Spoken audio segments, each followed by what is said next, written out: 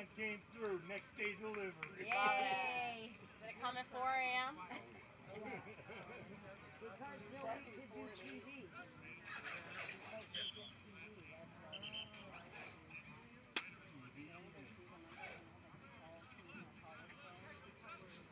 Nice. This will go here.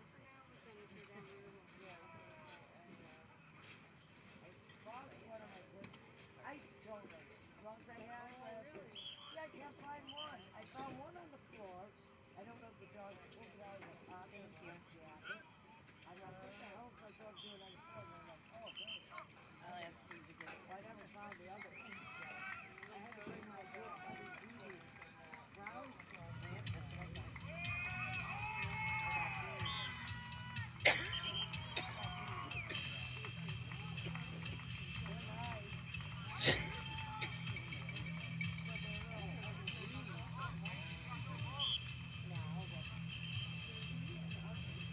That's why I'm going for some breathing classes to make sure I don't need to change my whatever.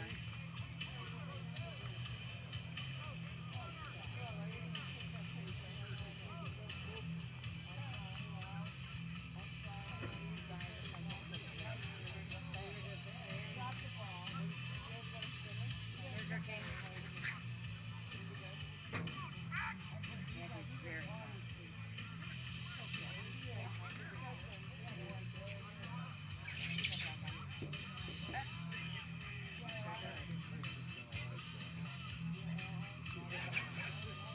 Nice catch.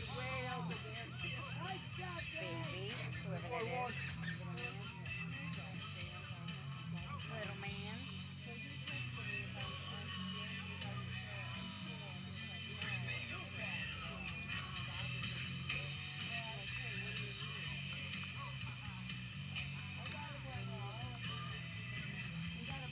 So I would like to suggest that from now on, there's one person for Coach P and that's you. Is that okay?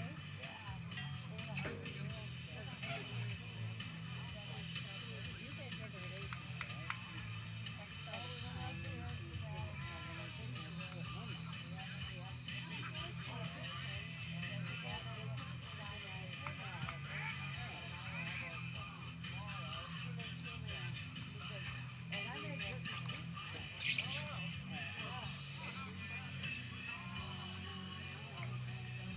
I think you should be the liaison between the coach and the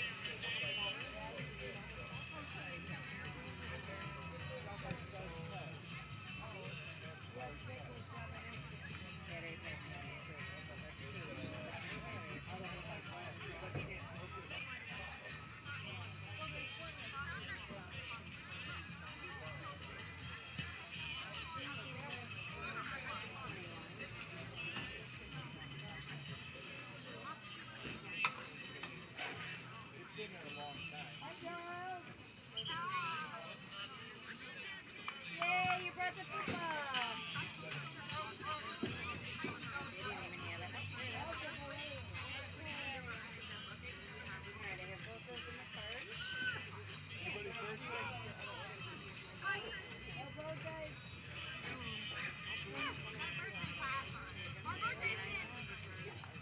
My birthday's in 11 days.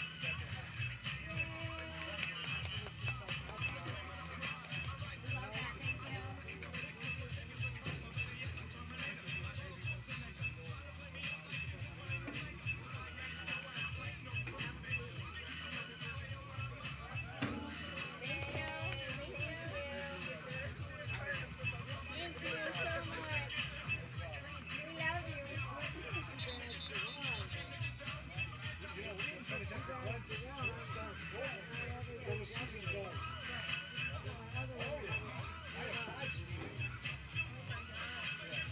And you're going to come catch your clone. There is a blue and gold with the blue devils to boot. Really? Yeah. We're gonna have to bring Grady. He's gonna love that. Just say it's an excuse to go. Right? And I'll tell you, one time I pulled out the DVD side, somebody said, oh, that's a gold. I don't know seniors.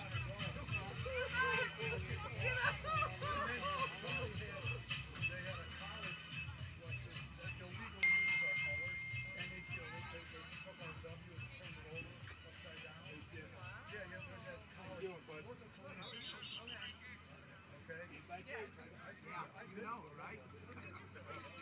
Better than y'all because absolutely action lawsuit going against that college. We got a brand new color for it.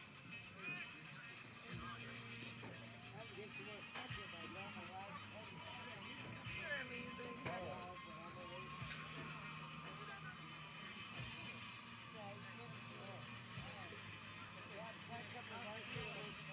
I brought these by accident, these strong strikes down. It is back here.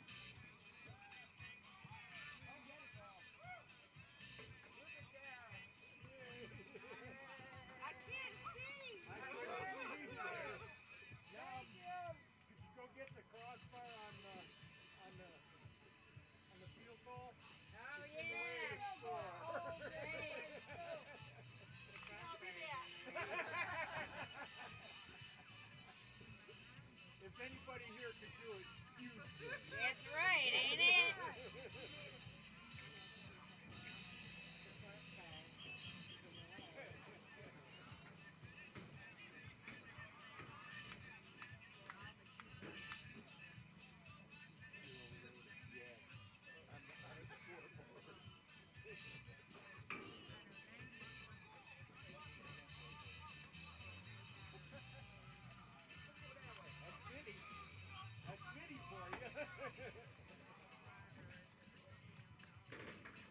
Welcome to the big show.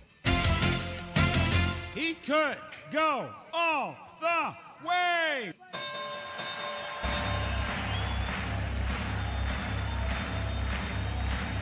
Ladies and gentlemen, welcome to the main event.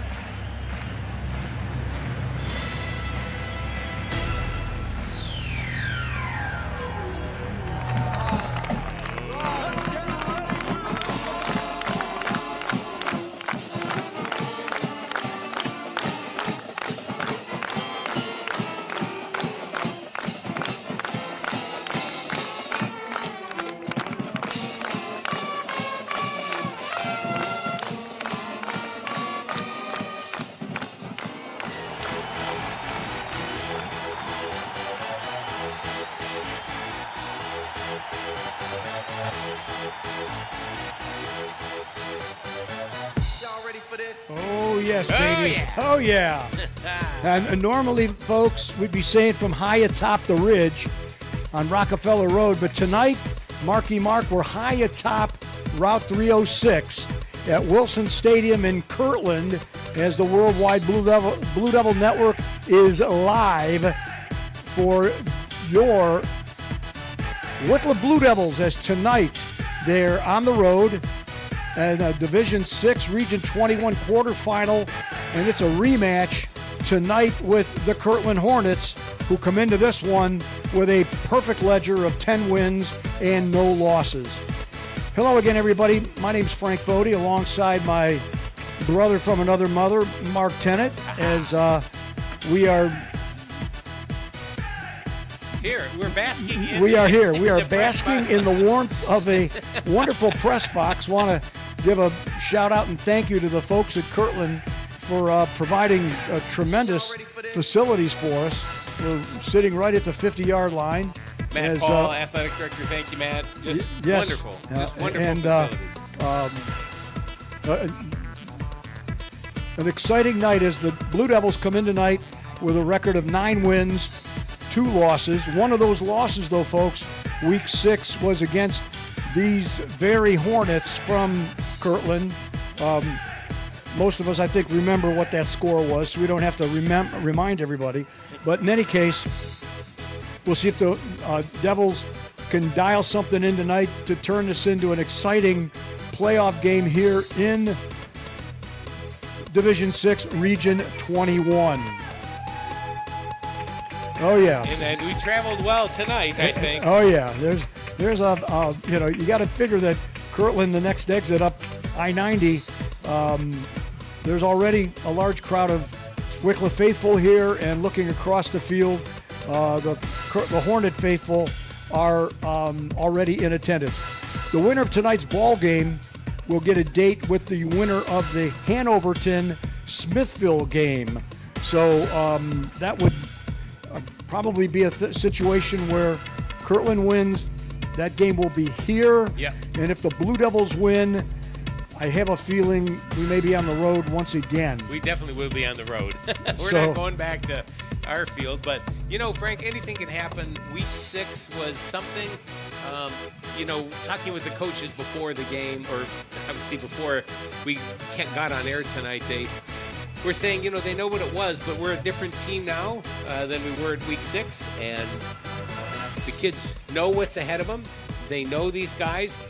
It's funny, we talked with Kirtland coach Ryan Beeler, who used to be the head coach here at Wickliffe when we first started this whole journey. And, he has so many friends as coaches on the team and in the school, and knows a lot of these kids. And, it's almost in many aspects, it's like one big home game because we're just down the road. Right. And there's a lot of the players for the Blue Devils that are friends with players on Kirtland. That's right. So, it's... with all sports, basketball, Yep. baseball, football, it's something. And a lot of I know, and my cousin Frankie Buchar, who plays for the Blue Devils, this will be his senior year. He mentioned a lot of the kids from Kirtland that he played baseball with, and they did traveling baseball with when they were kids, and it's just it's something. So it's just one kind of friendly fraternity, but in between the lines tonight, when everything starts, that goes out the window. Yep, that it does. 54 degrees. The rain is out of here, and it's actually a very nice evening as I'm looking out over Route 306. Traffic, backing up because this is now because the Hornets had a bye last week. They were off. You got to figure they on one hand they had an extra week to get ready, but they're probably chomping at the bit to get after it here in the 2025 playoff part of the season. And some of those bumps and bruises, and that's what happens when you get that bye and you're one of the top teams in the region.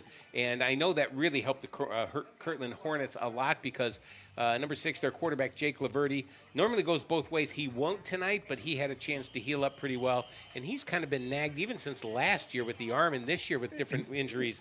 But he's ready to go tonight, and I think both teams are full staff. Actually, Mark, I think the last game Jake played was against us over at Wickliffe because I think the last half of the season they had the backup quarterbacks in while Jake was healing up. I see. Well, so he's had time. Yes, and he's a very talented quarterback. As there's a number of folks whose names we called quite a lot last time, and the key guy on offense for them, number 4, John Silvestro.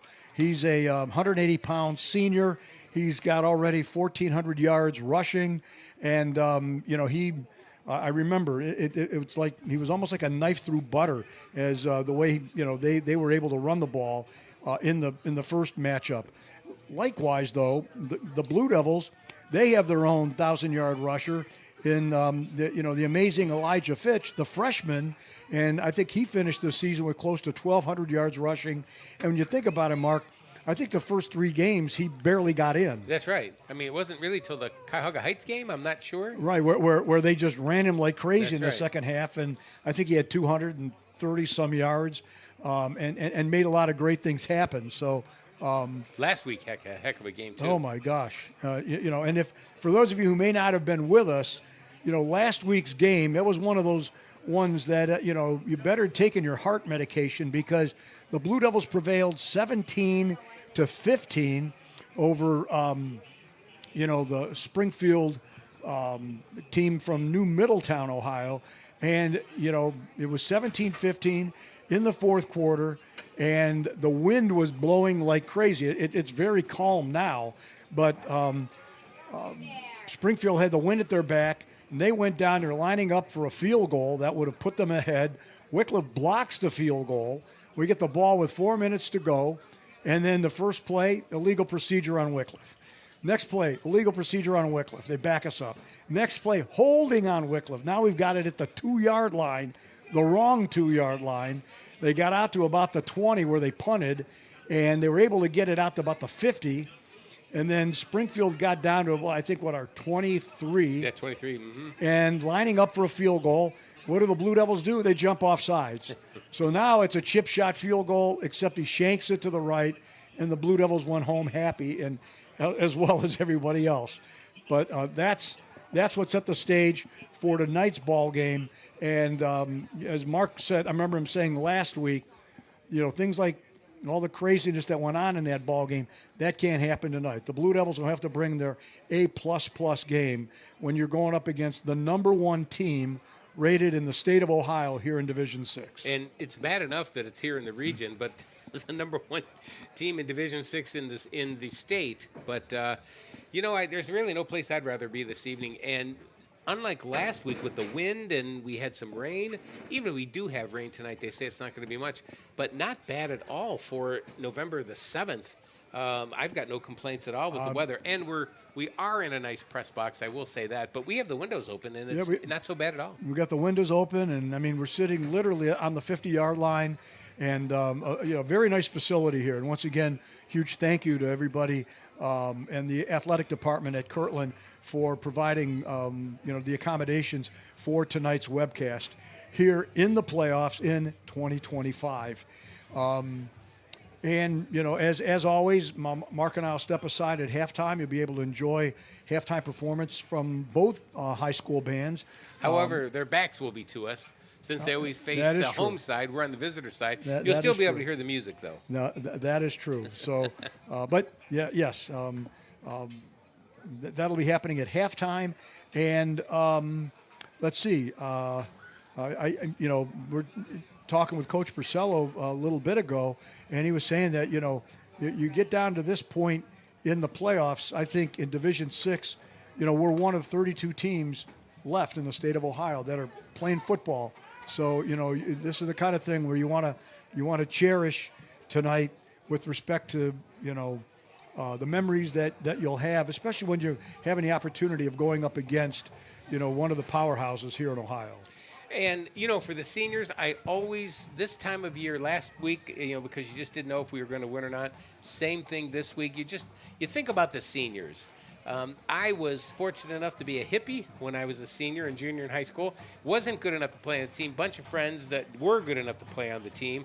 But for me, I even thought then how bad I felt then because, possible last game for my friends. In this case, last game for Wickliffe seniors where we're alum and we're all connected in some way since we went to Wickliffe High School. And, and my cousin Frankie Buchard, this could possibly be his last high school football game. And Frankie's a baseball player, so this will probably be the last time he's going to play in any kind of competition unless he joins a flag team or something like that in college. But, there's so many things to think about. And it was senior week a couple of weeks ago, and we got to find out what a lot of the seniors here that play football, what they're going to be doing after they leave Wickliffe.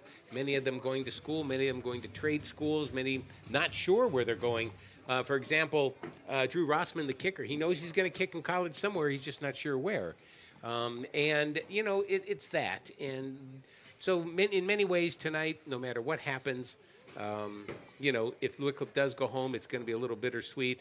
But the show goes on, and it's going to go on here in about 20 minutes or so, and we're going to have some football. Yeah, Mark, something I'd like to pass along to everybody because I was able to get some CVC results with respect to top players in the CVC. First team CVC, offensive lineman Gio Martinez. Also offensive lineman Caden Floyd. Running back Elijah Fitch. Defensive line Davian Marlin. Linebacker Nick Oboski, defensive back Frankie Buchar, and the top kicker in the CVC, Drew Rossman. Yep. Second team CVC, tight end Matthew Fiorelli, linebacker Ralph Jackson, and some honorable mentions going out to Dominic Purcello, quarterback, and linebacker Jimmy Feaster. So Blue Devils, they were, right now they have a 9-2 record. They were very well noticed within the conference, and, some great accolades to some of the Blue Devils, and most deserved. Well, I will say this. Of that list that I saw, the one name that stood out that I thought should have been first team is Ralph Jackson. How he's on second team, I don't know. Ralph has been just steady as they come. He played as a freshman. Yes. I mean, we've seen... And we had a game or two where Elijah was out, and Ralph just he took over, not the... last home game, but the one prior to that, the Rootstown game, where he just went in there and just took over. Yep. And they ended up winning mainly because Ralph put the team on his back and made great things happen.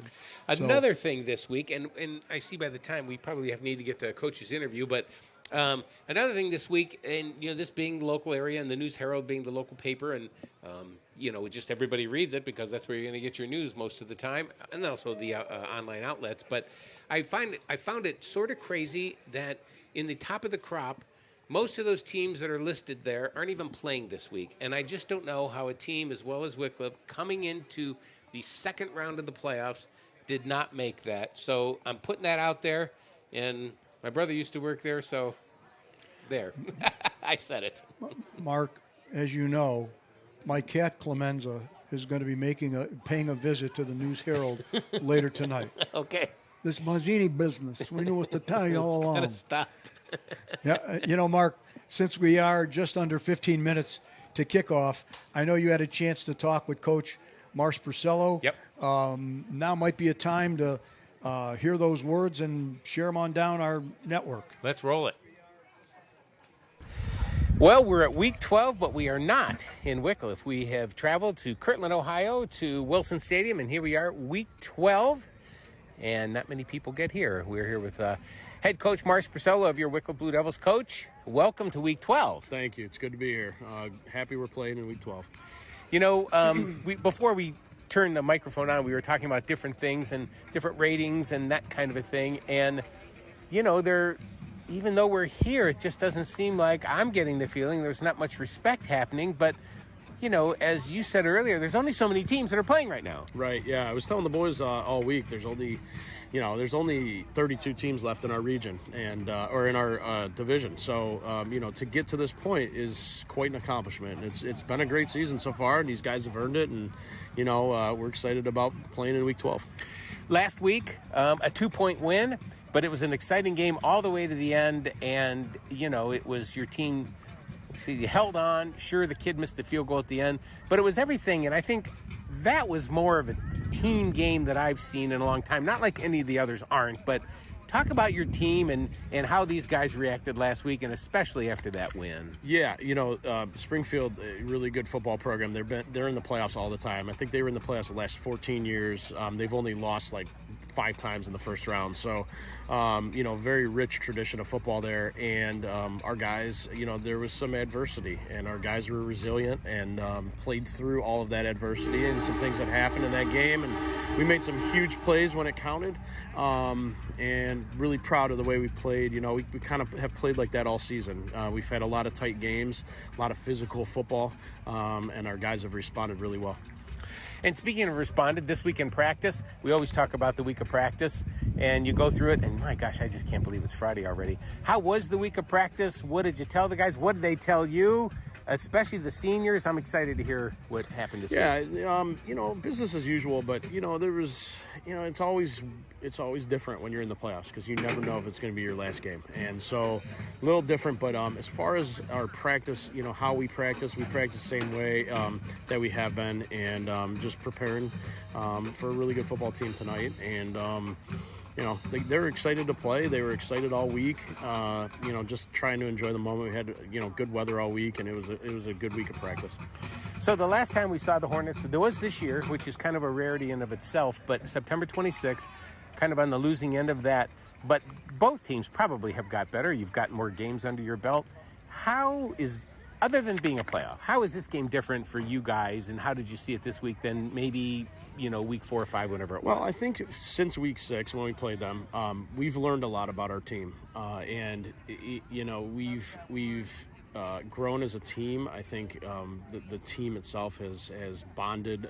We've become a lot closer as a team and as a unit. But just, you know, even offensively, a lot of the, you know, the play calling and just the things that we've done since then has evolved since week 6. So, you know, different mentality, I think, just a different mindset in these guys. And we watched film. We didn't watch much of their film against their opponents with the guys. We watched our game from week 6.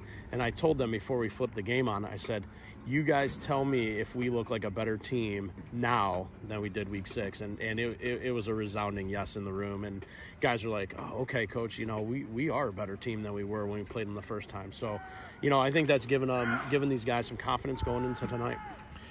So you had mentioned, and I was going to ask you that question, you might have already answered it though, because the Hornets kind of had things locked up and they were a bye last week and they didn't play, I mean, what they do is what they do. You can probably go back 5 years and see a lot of the same plays.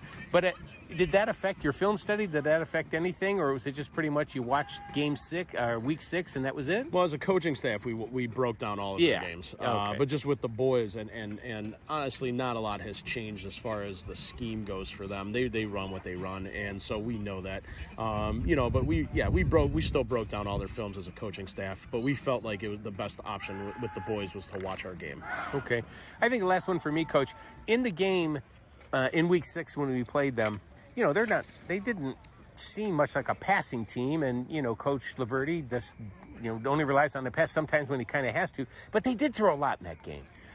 Well, honestly, I think we were, and I'm not saying that we stopped them offensively, their run game, but there was times where we were being pretty physical with them, and they're going to take shots when they feel like you're packing the box and doing those kinds of things. So, they don't throw the ball a lot, but when they do, you got to tackle it and you got to cover it. So, defensively tonight we're going to be a little different than what we have been, and so we'll not different, but just a different alignment on some of the stuff that they took advantage of in week 6. All right. Coach, all I could say is good luck, best of luck tonight, and I want to go to week 13. I do too. Thank you. Okay, thanks. And there you had Mark chatted with Coach Marsh Purcello a little bit ago, getting his input on tonight's ball game as the Blue Devils are in week 12. They come into this one tonight with a record of 9 wins, 2 losses, and we're out here at Wilson Stadium in Kirtland, Ohio, and the Wickliffe, a huge crowd here for Wickliffe. Great crowd. We're actually looking out right over the Wickliffe crowd. Some of our crowd, Mike, is like practically sitting with the fans, and they're like, as is our camera. As is our camera, and a couple of the faithful are like, Frank, is it going to be okay if some of our colorful metaphors end up on say what you will. Say what you will. So, but in any case, the playoffs, there is, Mark, there is like an added energy to it. I felt it last week. We'll feel it here tonight. Yeah, I feel it. Yeah. So I'm not saying I want to go there, strap them on and go out there, but I'll do my best to root for them. But it's definitely a different feel. Yes, yes, it is. And here, you learn a lot about yourself when you go up against, like one of the premier teams, and we say that with respect because we've seen Kirtland numerous times over the years, and their coaches are such good. Tiger Laverty and Ryan Beeler and the other coaches were, you guys can call them friends. Yeah, they're just up the road. Great folks. Yeah, and they've only been ever so great accommodating to us. So I think it's time for the national anthem. I believe, it is. And then we'll come back with some starting lineups momentarily.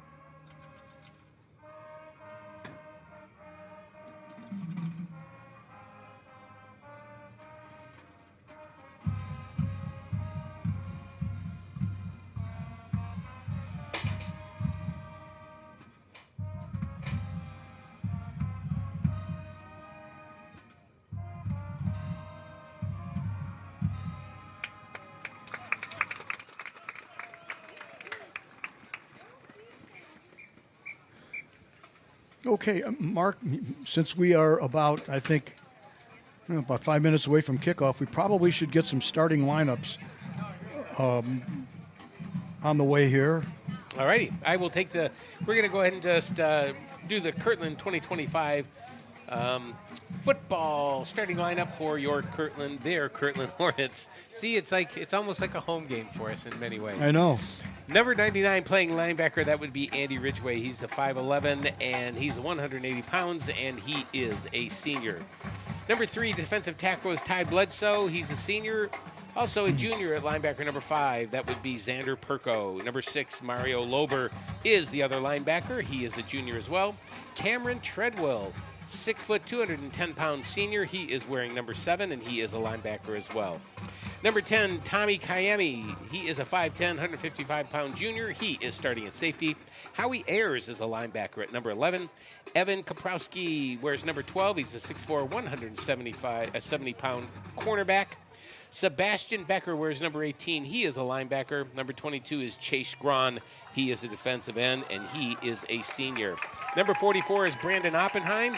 He is number 44, as I said, 5'10", 192-pound junior. And number 62, rounding out their defense, is Cantini Lucci, a 6 foot, 230-pound junior. You know, Mark, the Cleveland Browns don't get this much fan activity. Isn't this great? We've got the Wickliffe football parents sitting like 5 feet in front of us, and this is great as the Blue Devils have just made their way out onto the field. Speaking of which, on the offensive side for the Blue Devils, number 2, Frankie Bukar, will be in there as one of the guys in the backfield, right along there with number 3, Jimmy Feaster, who's a senior. Number 5, Marquise Roberts, a senior. He'll be in there at one of the wideouts. Quarterback is sophomore, number 6, Dominic Purcello. Elijah Fitch, the very talented freshman running back, he'll be in there as the featured back, along with number 9, Nick Oboski, who's a junior. Along the line, number 50, Gio Martinez, all CVC first-teamer. He's a senior. Ryan Sather, a sophomore, wearing number 53. Caden Floyd, who's also all CVC, who's a sophomore, wearing number 61. And then number 66, Drew Meinzner, a senior. And then last but not least, Dante Martinez, a sophomore, who's wearing number 72. So we're just about a couple minutes away before kickoff here tonight, as they've got, I think they're got their band on the field as they're just about ready for the Hornets to come on out. The Blue Devils are out on the sideline, and we're about ready to get underway here for tonight's playoff action. And except we need the other football team, and they're not out yet. As you can see, your Blue Devils are out, and they got here early, and I think they had a pretty good spirited workout as a team. You know, Frank, as you know, you can talk to the coaches, and I talked to Frankie a little bit before the game. It's a different feel. There's a different feel with the playoffs, and we're about to get underway here in a second as soon as the Hornets make their way out of the locker room. And once we get after it, the Devils, they generally on their away games have been wearing their white uniforms, white top, white pants, along with the gold helmets. The Hornets will be in it like a gray jersey and dark blue pants once they make their way out onto the field here tonight. We are aware that when the Hornets have the ball, their talented quarterback Jake Laverty will be back in the starting lineup. He's been out a number of weeks. Actually, I think the last time he played was in the game against Wickliffe. He'd been out injured, but he'll be getting back at it here tonight in tonight's regional action. Give a shout out to the Blueberry Railroad gang, Mike Urich, Roberta Urich, Carl Losley. You know, they're clicking in out there in Geneva. Steve Tomko, who I believe might be clicking in from somewhere in Tennessee. And then a couple of my, give a shout out to a couple of my live steam buddies, brethren who are alumni of Kirtland High, Brent Lane and Mitch Lane. I think they're going to be sitting across the field cheering on for their Hornets tonight as Kirtland has made their way onto the field, and we're hopefully just moments away from this one.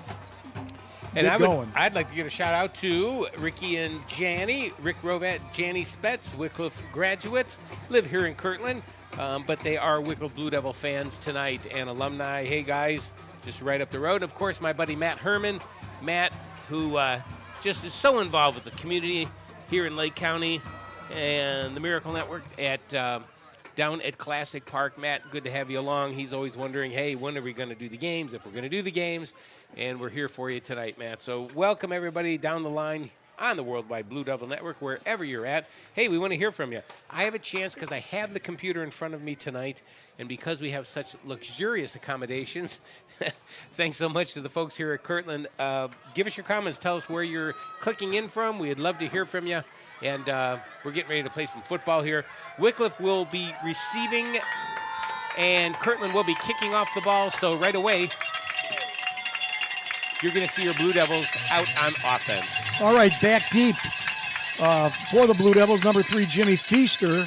And he's back there with Frankie Bukar and I believe Marquise Roberts. And teeing it up there for the Hornets is number 45, who does the place kicking, Marco Volantic. So we're about ready to get underway here.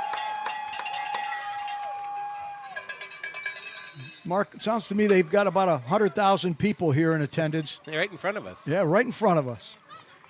As Volantic's got a high end over end kick's going to come down. Feaster's got it at about the 5. He's across the 20, 25, still on his feet, breaking tackles. He's out over the 40, down about the 38-yard line. We're there to bring him down for Kirtland. I think was number 99, Andy Ridgway. So the Blue Devils will start 1st and 10 in pretty good field position at their own 38-yard line. And we'll welcome into the webcast booth that Kirtland alum, Mitch Lane, and his lovely wife, Michelle. Blue Devils break the huddle. Don Purcello in the shotgun formation. Got Bukar in the slot to the right. To his left, Fitch. Hand off to Fitch, trying to get wide to the right. Oh, no, they're looking long. They faked the handoff, and he was looking long there to Marquise Roberts, who was open down at about the Kirtland 20-yard line. A little bit, a bit different wrinkle there as they got underway. Well, I'll tell you what, I actually thought... I thought Fitch had it. I did, too. I think he ran it as like an RPO, and he pulled it back, and Don, we could have used that. Without question. So it'll be 2nd and 10. They've actually got the ball marked at the 39-yard line. Again, the Devils come out in the same offensive set. Kirtland showing blitz. This time they do give it to Fitch, who's got some positive yardage. He's got the first down. He's into Kirtland territory where he's finally run out of bounds. Well, I'll tell you, Frank, again, Andy Ridgway. Every time I see him carry the ball, he finds a way to do it. And he's a freshman. It's so it'll unbelievable. Be 1st and 10 Blue Devils at the Kirtland 49-yard line. Yeah, Mark, that run there by Fitch looked very much like Mitch's locomotive, who's playing for the Blue Devils here tonight. Purcello in the shotgun. The snap is back. They hand it to Fitch. He's trying to go wide to the left side. He's going to lose yardage. As good pursuit there. As Sebastian Decker was there to bring him down. It'll be a loss of about 4 on the play. And you can see, Frank, every time Elijah moves, they've got somebody moving with him. Yep. So yeah, they've got a circle in their dance card. They've got one of those spies in there. And so it's going to bring up a 2nd and 14. The ball sitting back on the Wickliffe 47. Now they're going to set up Elijah in a pistol formation, standing behind the quarterback, Purcello, who's looking over to the sideline. They may be changing the play here. Just underway. And now we're going to have timeout taken by Wickliffe. So 10:48 to go here in the first quarter. First possession by the Blue Devils. No score here from Wilson Stadium here in Kirtland. Had a chance to talk with Coach Purcello actually last week and this week before the game. So what happens is he calls 2, sometimes 3 plays at a time. Most of the time 2. And Dom's looking over at him, and he has a hand signal for whatever play he's going to call. And I think that time they just didn't like what the Kirtland Hornets were showing them. Decided to take that early timeout with 10:48 to go here in the first quarter. Yeah, and considering that they have good field position, and you want to take advantage of that. And although they're a bit behind the sticks right now as they face a 2nd and 14 here as we're just underway in the first quarter of this regional playoff game. Spirited crowd, a lot of folks here from Wickliffe as well as Kirtland. Great crowd here at Wilson Stadium here in Kirtland, Ohio. Hey, I'm guessing we're going to have probably somebody pass us some pop-up here tonight that we have to refuse. Very possible. A very festive crowd has traveled from Wickliffe here to Kirtland this evening. Okay, they've got Fitch in a pistol formation deep behind Purcello's in the shotgun.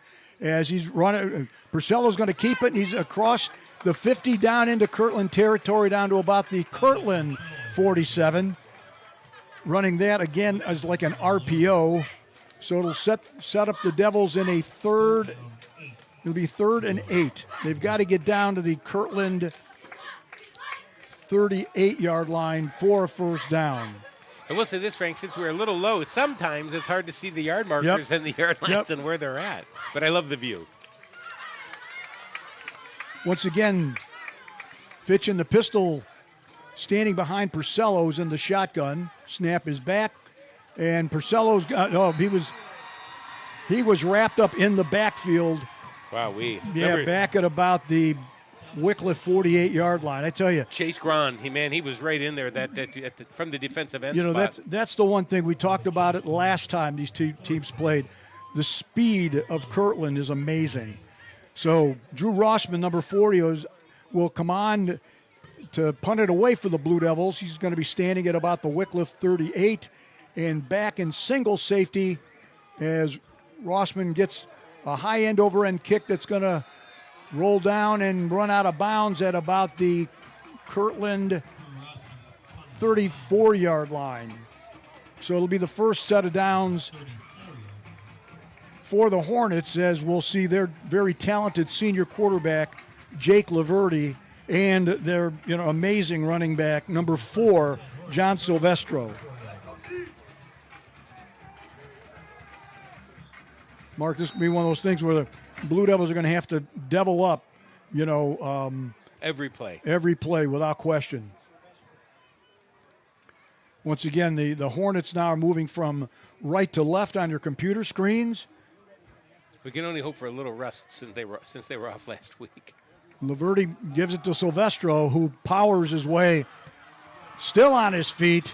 He's got a first down. He gets out to about the 50-yard line, just into Wickliffe territory, as they basically just took off on the right side, and Silvestro was able to get out into Wickliffe territory. So it'll be 1st and 10 once again for the Hornets as they're sitting at the Wickliffe 49-yard line.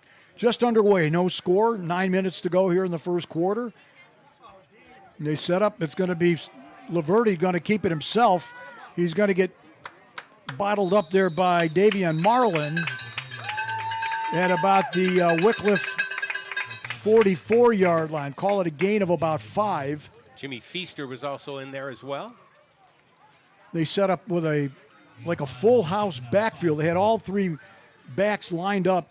And this time now Laverty's up under center. He pitches it to Silvestro, who's going to get down to about the 40, where Marlin again was there to bring him down as he worked over left guard. As it's going to set up the Hornets with we'll call it 3rd and 2, ball at the Wickliffe 41-yard line. Hornets operating very quickly out of a no huddle.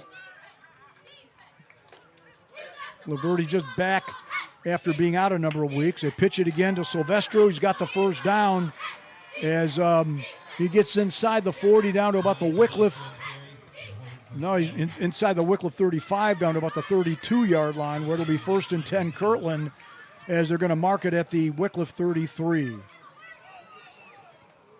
They don't mess around. They get the play, they get to the line, and they get rolling. Again, the full house backfield, and they give it to number 3, Ty Bledsoe, who's their second leading rusher.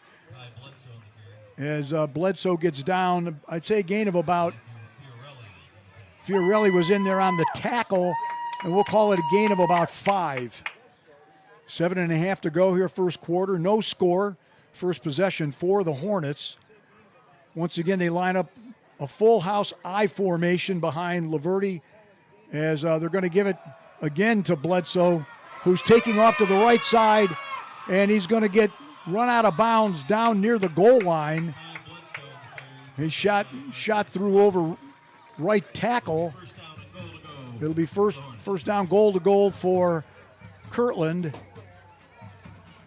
And Mark, these are the things that you know the Hornets are capable of doing, and you've just got to try to come up with a way to stop it. Nothing fancy, that's for sure. They just line up and run the football. And this time they give it a pitch, who makes their way into the end zone for the Kirtland touchdown. As I believe that was Bledsoe on the touchdown. That's right. So it's 6:54 to go here in the first quarter. The Hornets strike first. As now to come on to try the point after will be number 45, Marco Volantic. Soccer player. Snap is back, the kick is up, and the kick is good.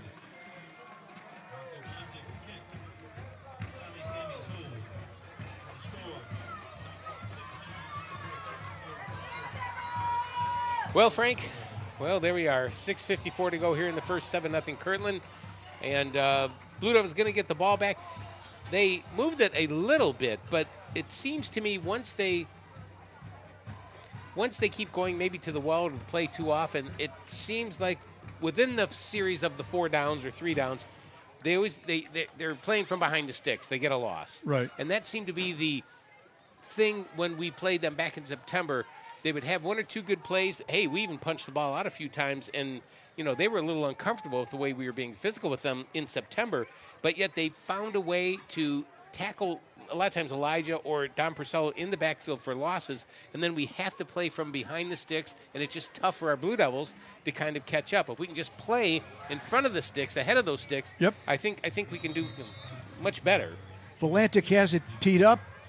Jimmy Feaster back, coming down, picking. Marquise Roberts has it across the 30, still on his feet. He's going to get bottled up at about the Wickliffe 32-yard line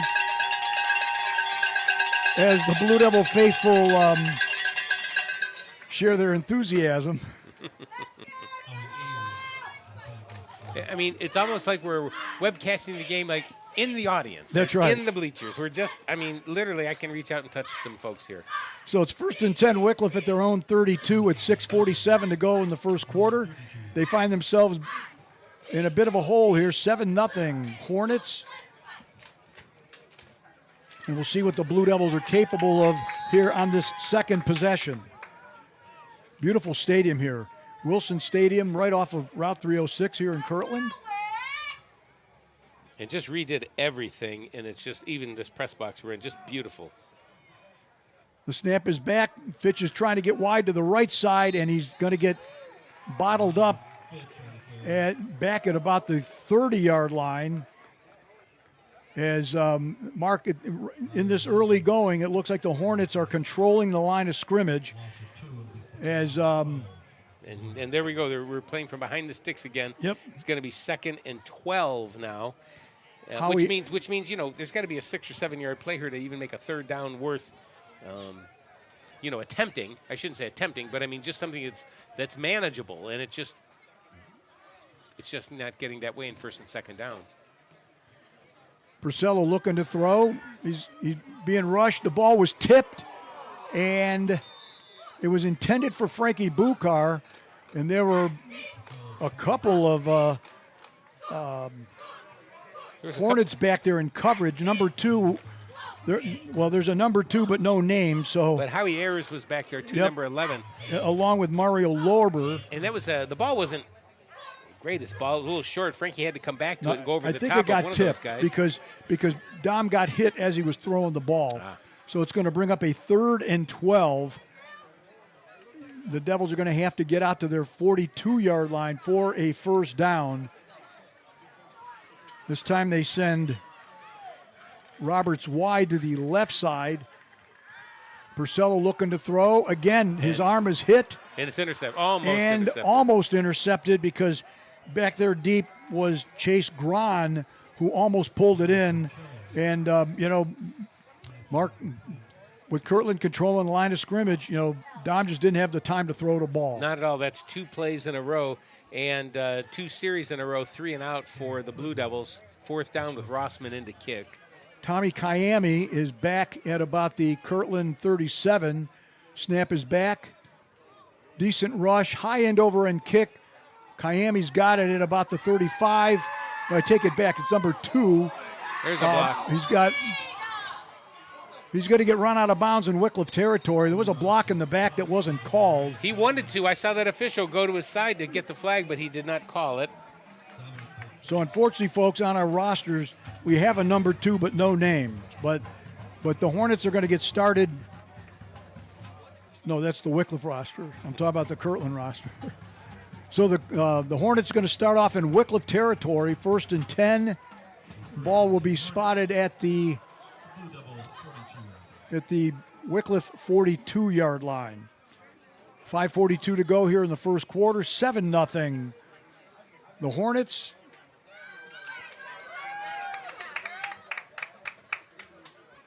Laverty looking to throw. He fires. He completes it. Has run out of bounds there on the right side. It might have been to Bledsoe or Kiami. As Roberts was there on the coverage. It'll be a gain of about 7 or 8 on that play. As the ball has now been marked at about the Wickliffe 34-yard line. Kind of a quick throw right at the snap. Jake he just took one wound step up and then just threw it fired over to his right. Yep. Handoff right up the middle as brought down at about after Silvestro. Frankie Bukar brings him down, but not after he was able to get the first down, as it'll be 1st and 10 Hornets at the Wickliffe 24-yard line. I think Silvestro would have still been running if Frankie hadn't been there and upended him there. Yep. Because Frankie was the only one in the area. Yeah, they opened up and again, Kirtland controlling the line of scrimmage. Now we've got a timeout being taken by the Hornets. So with 5:10 to go here in the first quarter, score Kirtland 7, Wickliffe nothing. Both teams have now used a timeout here in the first half. Kirtland with 2 left, Wickliffe with 2 left. The winner of tonight's ball game will be taking on the winner of the Hanoverton-Smithville game, which would be the semifinal of the Region 21 playoffs. Tonight's a quarterfinal matchup between these two teams. Kirtland is the number 1 seed, Wickliffe the number 8 seed.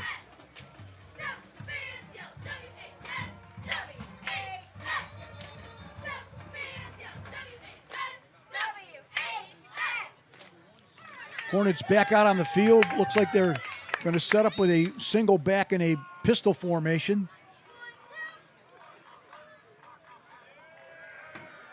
As they hand it sort of like on an end around to Silvestro, who's going to, as he goes wide to the left side, as he's got a gain for the first down. And it looks like Davion Marlin once again in there on the tackle for the Blue Devils. Yeah, and just every single time off the ball, that offensive line is so quick. Yes. And they're just so good with their hands to move the other team, in this case the Blue Devils, off the ball as well. Give a nice hole for the running back. A delay as they hand it to Ty Bledsoe, who breaks through right guard and makes his way into the end zone for the Kirtland touchdown. Wow, I thought they had him bottled up there at the line of scrimmage. I did too, Mark. And Bledsoe was able just to sneak away, and he was in the end zone before I realized he had broke those 2 or 3 tackles. That's how fast these guys are.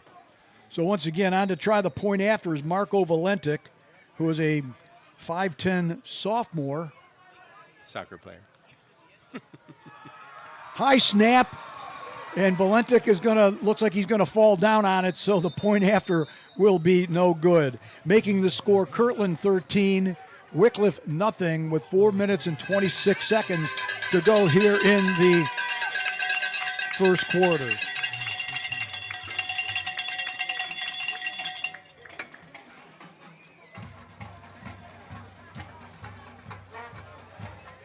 At halftime, Mark and I will step aside to be able to enjoy the performance of the Kirtland High School Marching Band as well as the Wickliffe Blue Devils Swing Band, although the Blue Devils Swing Band will be performing first tonight since we are the visitors.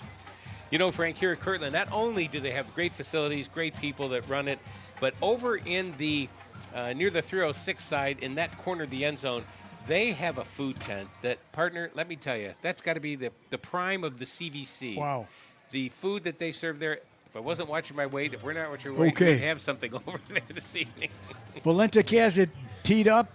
Back deep at the goal line is number 3, Jimmy Feaster, flanked by Buchar and Roberts. And it's going to go to the right side, and basically one of the Blue Devils, they did what they call like the fair catch, and that was number 20, Jags Zivnaska. So the Blue Devils will be starting. This will be their deepest field position, as it'll be the third possession for Wickliffe.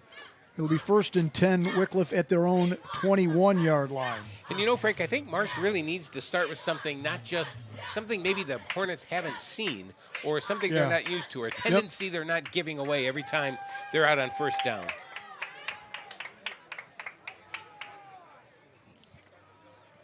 This time they set up, and basically Purcello alone in the backfield as they give it to Marquise Roberts, who's still on his feet. He's got a first down. It might be wise if they blow the whistle. They bottled them up. And Kirtland recovered the fumble. Mark, So they had him bottled up. I think the progress was stopped. They didn't. The progress was stopped. And they should have blown the whistle, but they didn't. And Kirtland took the ball away, and they just gave it to the Hornets. First down. Wow. So a turnover there. It'll set up the Hornets 1st and 10 at the Wickliffe 30-yard line. And I mean, Mark, they had him bottled up. The whistle should have blown 5 seconds before it did. Right. Literally 5 seconds. Well, the Blue Devil defense, they find themselves in a hole now because Kirtland's going to start deep in Wickliffe territory. As we've got a flag as Laverty fires over the middle into the end zone, but that one's going to come back because I believe that's going to be illegal procedure. Yep, illegal motion on the Hornets. I will say this, Frank. They let that play go sometimes, that illegal motion. That was the I'm sorry we didn't call the whistle, Mark, and they fumbled the ball. Mark, you took the words right out of my mouth because that's the apology penalty right there. Yeah. So it'll be 1st and 15 now for the Hornets. 4:10 to go here in the first quarter as the ball moved back out to the Wickliffe 35-yard line. Yeah, I hate to say that. You generally get the best of the officiating crews in the playoffs, but they really blew that one on the play there where Roberts had the first down and was bottled up. That was not a fumble. It was, long after he thought that the play was over, they just took the ball out of his hands. Okay, they've got Bledsoe alone in the backfield. Laverty looking to throw. He fires, complete, as down to about the Wickliffe 25-yard line as he completed it to Silvestro. It'd be a gain of about, I believe, 10 on the play. It'll be second and 5 from the Wickliffe 25-yard line. Clock running, 3:47 to go. Yes, Mark? Well, I say Jake Laverty certainly looks like he's well because he's turning really well, he's running very well, and throwing the ball excellent so far here in the first quarter. The handoff, it looks like, again, Bledsoe going wide to the right side, and he gets his way down inside the Wickliffe 10.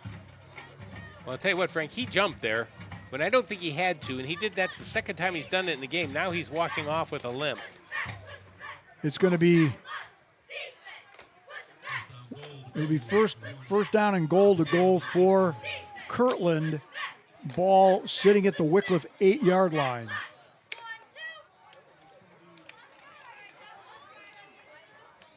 And thus far, the Hornets are making it look easy.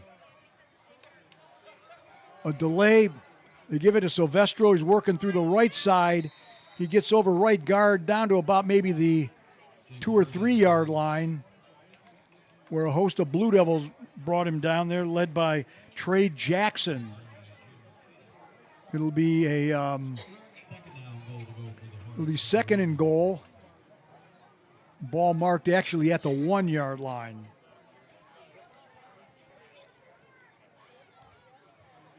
.2:30, 2.5 minutes to go here in the first quarter. It has been a challenge thus far for the Blue Devils, as they hand it and met in the backfield. Great defensive play there by Trey Jackson. And that was, number 54, Trey Jackson. Who he just shot through. Untouched.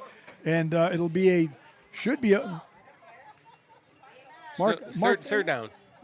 That was a loss of 1, but they marked it again at the 1 yard line. Well, not saying much, folks, but we know how this one's working out. Third and goal, as diving into the end zone for the Kirtland touchdown was Silvestro, as he went over left guard. And with 1:45 to go here in the first quarter, the Hornets are having their way thus far. Is now on to try the point after, number 45. Valentic. Last time the snap went over his head. The snap is back. The kick is up. And the kick is good. Thus making the score Kirtland 20, Wickliffe nothing, with 1:45 to go here in the first quarter. Mitch, we might have to put you in there so give the Blue Devils a chance. What's that? What's that? No, we're going to get Angelo out there, in a Blue Devil jersey. Well, I'll tell you, this is a rather long first quarter. Yes, Mark, it is. Want to give a shout out to everybody on the network. Last week, want to thank everybody who clicked in. We had a massive, massive viewership, and we want to thank everybody. And I just checked the analytics. We have a very nice viewership thus far tonight. So, folks, put on your Blue Devil hats, because the Devils are going to need it. They find themselves in a 20-point hole here, as back deep Jimmy Feaster, Frankie Buchar, and Marquise Roberts back at about the Wickliffe goal line. See if the Blue Devils can make something happen. Last possession was kind of unfortunate, as Roberts had a first down and was stopped. Unfortunately, no whistle was blown, and Kirtland ended up with the ball. Valentic on a high end over end kick's going to come down to Roberts. Gets it about the 20, 25, 30, 35, 40. Still on his feet, as a host of Hornets finally bring him down at about the Wickliffe 43-yard line. Man, you don't even get this kind of energy when the Cleveland Clowns or Browns play. So it'll be first and 10 Wickliffe. Ball is going to be marked at the Kirtland 44-yard line.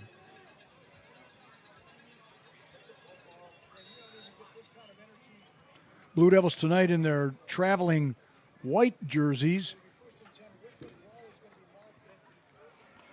Purcello operating out of a shotgun. He's got to his left Elijah Fitch. The snap is back. Fitch has it. He's got some positive yards out close to midfield. Looks like they're going to mark it right at midfield. A gain of about 6 on that play. And that's what we need on first down. Yes. Yep. As Lorber was in there on the tackle. Be 2nd and 4. Wickliffe sitting right at the midfield stripe. This time Fitch is to the right of Purcello. as Purcello's going to keep it, and he's going to get met right at the line of scrimmage. No one back there, number 7, Cameron Treadwell. He was not fooled in the least there, Mark. Not at all. And now they mark the ball back. I mean, he made it to the 50, but they moved it back 1. Hey, guys, at least call it fair, would you? 3rd and 5 here as we're under 30 seconds to go in the first. And we've got motion. Now the flag finally comes out. It's going to be offsides on Kirtland.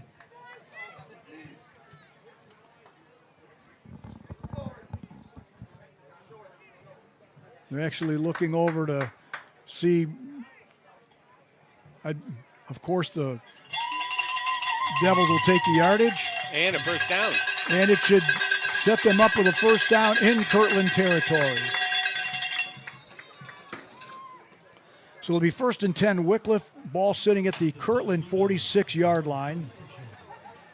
The Hornets, one of the toughest defenses, not just in the region, but in the state. Snap is back. Fitch making his way. He's going to get met by a host of Hornets. It'll be no gain on the play.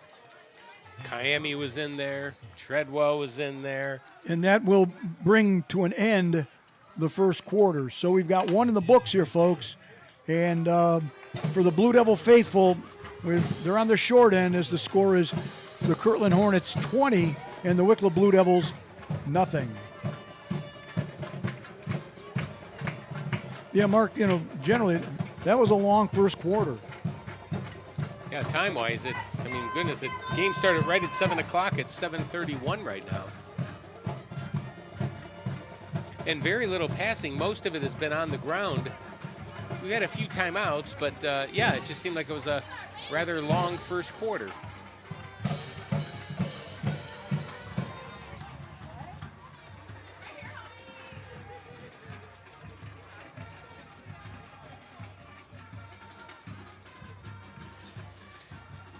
So after that first down, Frank, being able to call a play that the Hornets just can't sniff out right away or haven't seen or a tendency.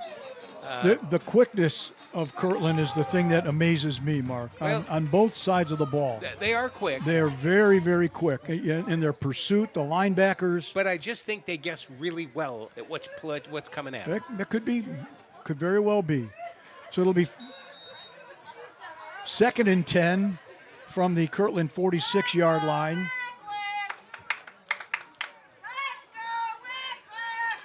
The snap, Fitch trying to get wide to the right side as a host of Hornets bottle him up back at the midfield stripe at the 50. So it's going to be a loss of 4, setting the Blue Devils up 3rd and long. It'll be a 3rd and 14.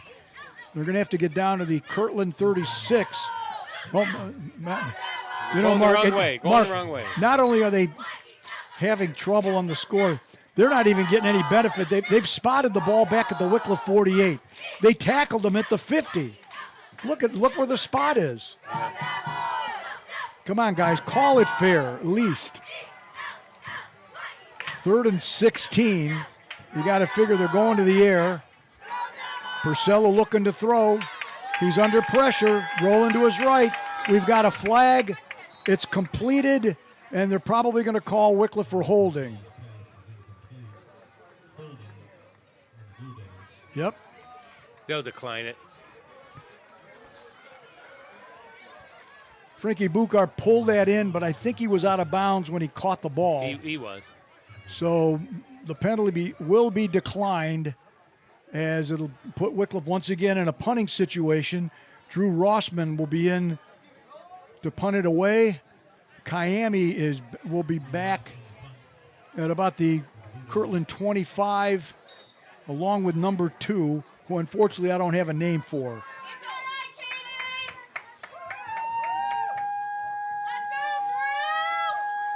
Snap is back as he was able to get it off. Miami gets it at about the 25. He's coming wide to the right side. He's reversing his field. He's going to be bottled up at about the Kirtland 37-yard line.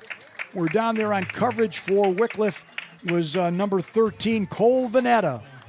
Cole is an interesting young man. He's the player who's had some challenges with hearing and has the special helmet that was help funded by the Cleveland Browns. So at least the Browns are capable of at least doing one thing right.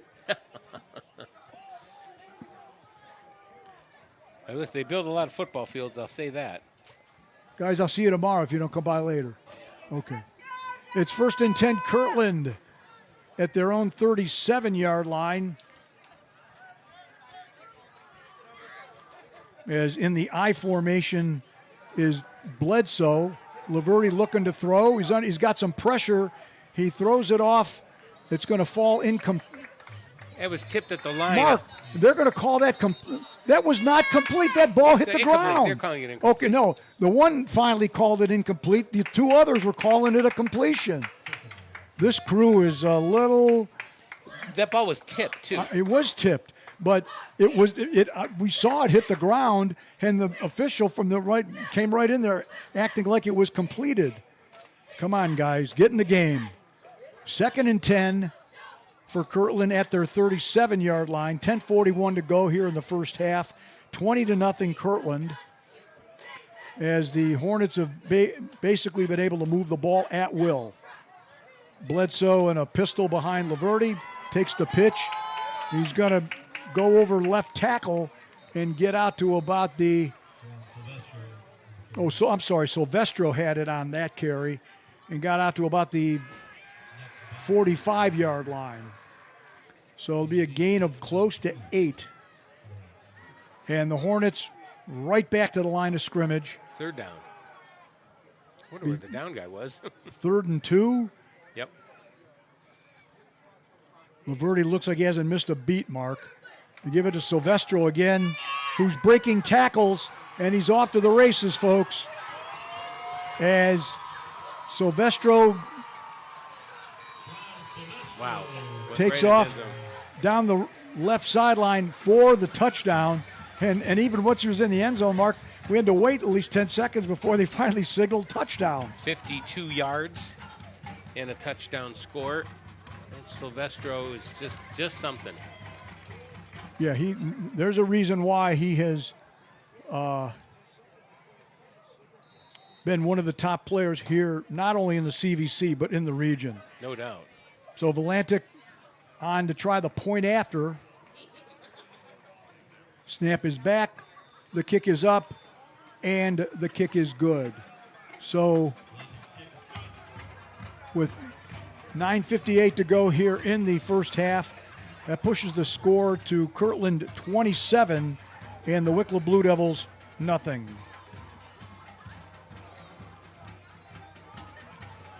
Well, partner, I don't know what's been, we can say any more that hasn't been said, but,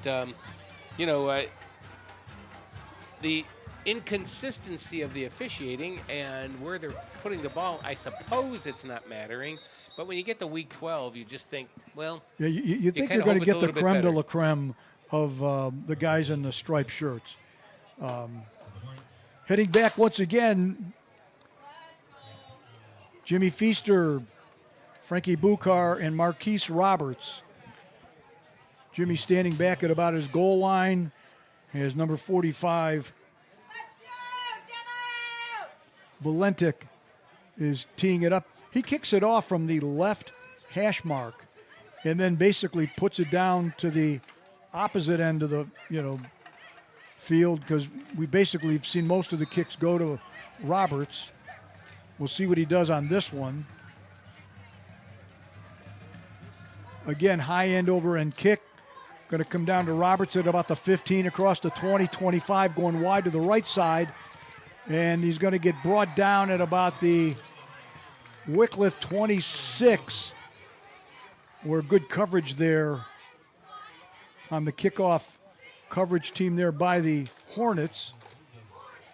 On the far end of the field there, folks. Sorry, hard to get a number to pass along, as the Blue Devils will have it 1st and 10. They're going to mark it at the Wickliffe 28-yard line. 9:51 to go here in the first half. Week number 12 is now coming off the field is Marquise Roberts. Now Cole Vanetta is going wide to the left side. Purcello up under center. Fitch trying to go wide to the left side, and he's met as coming up from his defensive back position there. I'll get you a number here. Kayami. Not before he made it out to about the 30, but mark the quickness of their defense. Yeah. Linebackers and defensive backs, you know. Got a lot of people checking in on the Facebook page. Don Coburn. Haven't heard from Don in many, many years. A little frustrated, just like us. Hand off to Fitch again. Nope, I'm sorry. Purcello keeping it as he gets wide to the left side and gets into Kirtland territory on a RPO. It'll be 1st and 10 Wickliffe at the Kirtland 45-yard line. Well, I'll tell you what, Frank, that was a very nice play. At first, I thought Fitch had it. Well, I thought it was a broken play at first. I thought maybe Fitch was supposed to get it, and he did it. Then I realized that, it was just that run-pass option where he didn't flip it. He just took off. And I'll tell you what, Dom, sometimes he's got some wheels under him. Yep. He gets to get the job done. Good enough here for a first down. You know, that shout-out to Don Coburn, who was a graduate in 1973. He was a former Wickliffe Blue Devil. Purcello again under this they give a pitch to Frankie Bukar, who's going to get run out of bounds, probably loss of about a half yard there. And the quickness of the linebacking crew, although this time their defensive end, number 99, Andy Ridgway, were there to knock him out of bounds. It'll be a loss of 1 on the play, making it a 2nd and 11 with 8:10 to go here in the first half. The Devils on the short end, 27-0. I'll tell you, Frank, on this first down, they need to do better, from a play calling standpoint. You're right. Because now they're behind the sticks at 2nd down and 11. And the Hornets are bringing pressure as Purcello looks to fire, looking for Bukar in the right flat, and they couldn't hook up, falls incomplete. So it'll bring up a 3rd and long.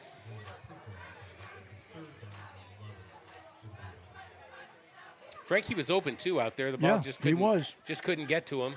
And Dom had the time to throw. It's just that last part of the play just didn't take hold. 3rd and long. Devils break the huddle. This time they set up in a full house I formation. Fitch the middle back. Purcello up under center. And it's going to be Purcello trying to go wide to the left. And the Hornets were not to be confused as number 6, Mario Lober, was there to bring him down for a loss on the play. And back to about the Kirtland 48-yard line.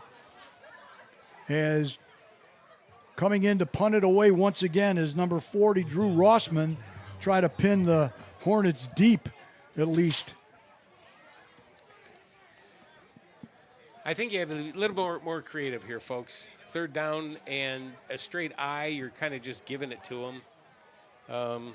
Boy, it's a little frustrating sometimes. Snap is back. Oh, the Devils they're faking it and wide open to Jimmy Feast, who's got the first down and more, and down to about the 20-yard line. They basically snapped it to Rossman, who flipped it to Bukar, who rolled to his right, and they hit Feaster, who was wide open, and Mark. He heard me. Yep, that's what you've got to do. So the Devils will have it 1st and 10, their best penetration yet, as they have it 1st and 10 at the Kirtland 18-yard line. 6:45 to go here in the first half. They need a touchdown here. Field goal is not going to do it. Nope, you're right. As we've got a timeout being taken. Not sure who they haven't even signaled who took the timeout. I think it was the Blue Devils. I watched the coach on the side do timeout. Yeah, but the officials need to, make the motion as to who took the timeout. Yeah, that was Wickliffe. And I don't blame him either. You know, you get down there, you've got a first down, you've got to get a touchdown here. Regroup a little bit. Why not? You've got the time, you're right, 6:39 to go. You're right. You want to get like that moral victory of getting into the end zone. I mean, that's the first thing. And then you have to stop when they come back out. Without question. But, first things first, no doubt. At halftime, you'll be able to enjoy the sound of both marching bands. The Blue Devils will be up first since we're away here at beautiful Wilson Stadium here out on Route 306 here in Kirtland, Ohio.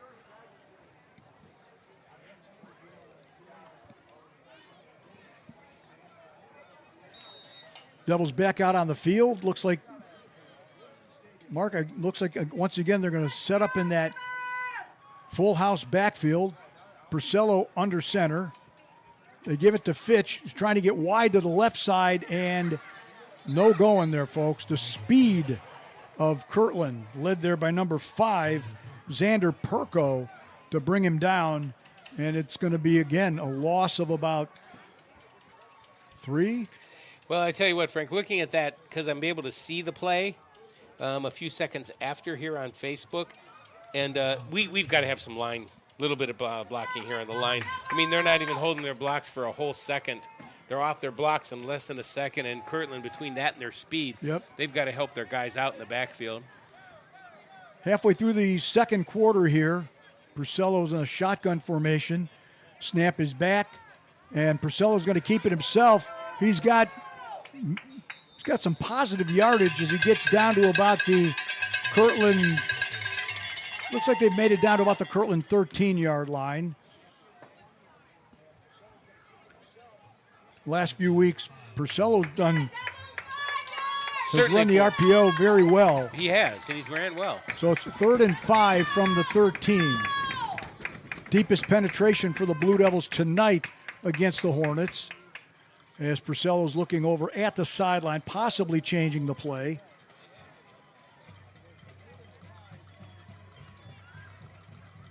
Purcello looking to throw. He's going to be brought down probably at about the line of scrimmage, as most of the receivers for Wickliffe were covered there by Kirtland. So coming on, Mark, I know you want a touchdown, but I think the Devils are going to... I will say this on that play. We're going to see a field goal here. I will say on that play, Don was looking for Frankie Buchar immediately on the left side. Frankie was covered. I mean, he had time to throw the ball, but Frankie was covered, and he just couldn't find a second or third receiver and had to take the ball down. So the Devils will line up to try a 30-yard field goal out of the hold of Frankie Buchar. 4:25 to go here in the first half. The snap is back. The kick is up. The kick is long enough, and the kick is good. So the Devils are on the board with a 30-yard field goal by Drew Rossman. With 4:20 to go in the first half, that makes the score Kirtland 27 and the Blue Devils 3. As the faithful are happy. And there's the fight song.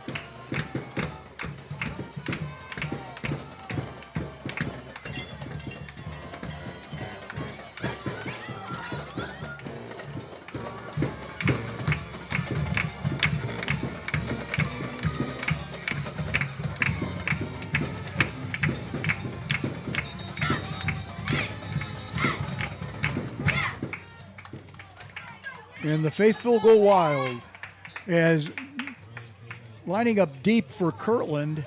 Looks like they'll have a couple guys back deep at about their 5-yard line. Number 2, we'll call him Baba O'Reilly. And on the far side there, I'm not quite so sure who they've got lined up. 40-something.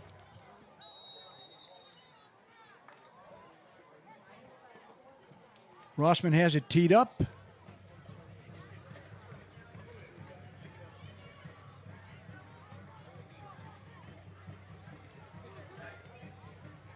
Taking his time. And we've got like an onside kick. And I think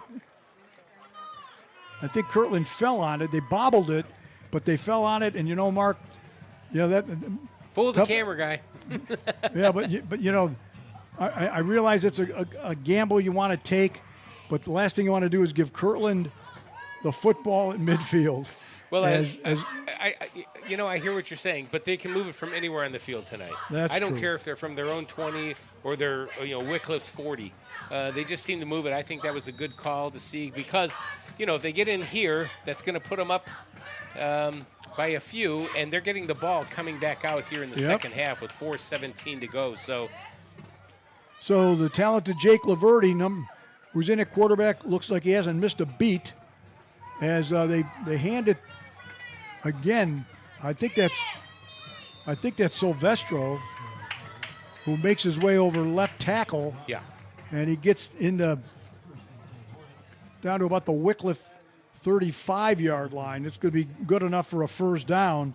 And Mark, there's a guy that just keeps those feet moving, and he's a tough load to bring down. He sure is. And I think he's a tall, lanky guy. And I think he's probably in for the rest of the game because number 3, I haven't seen Bledsoe back in since he jumped and hurt his ankle there late in the first quarter. So Laverty looking to throw. He gets it to Kiami, who's still on his feet. Devils missing tackles. And they're finally going to pull him down at about the Wickliffe 18, 19-yard line.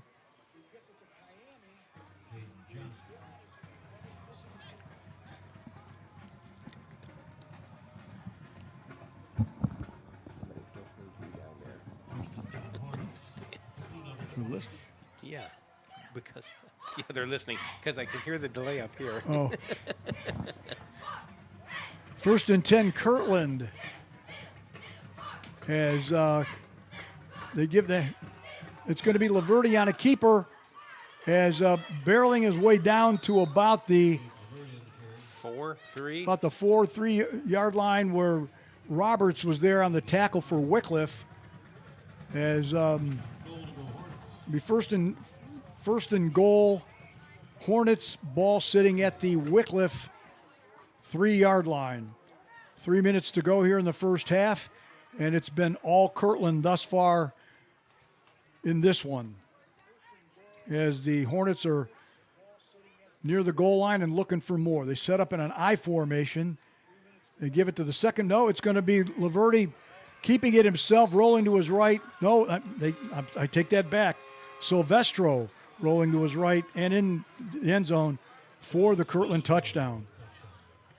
Mark, we don't hear much out of the crowd across the thing.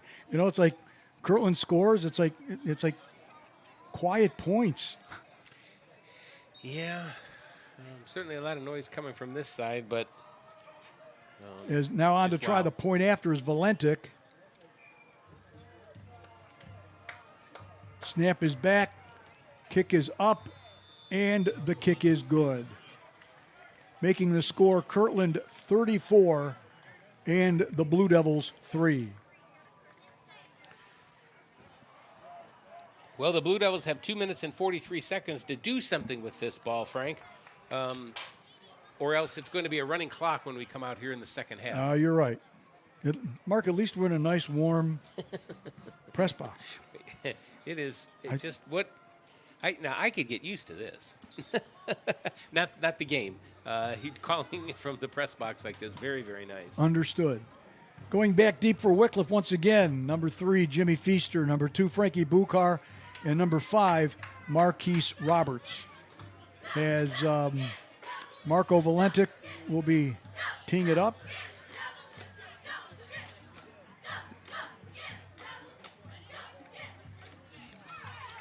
They have a unique setup here at Kirtland.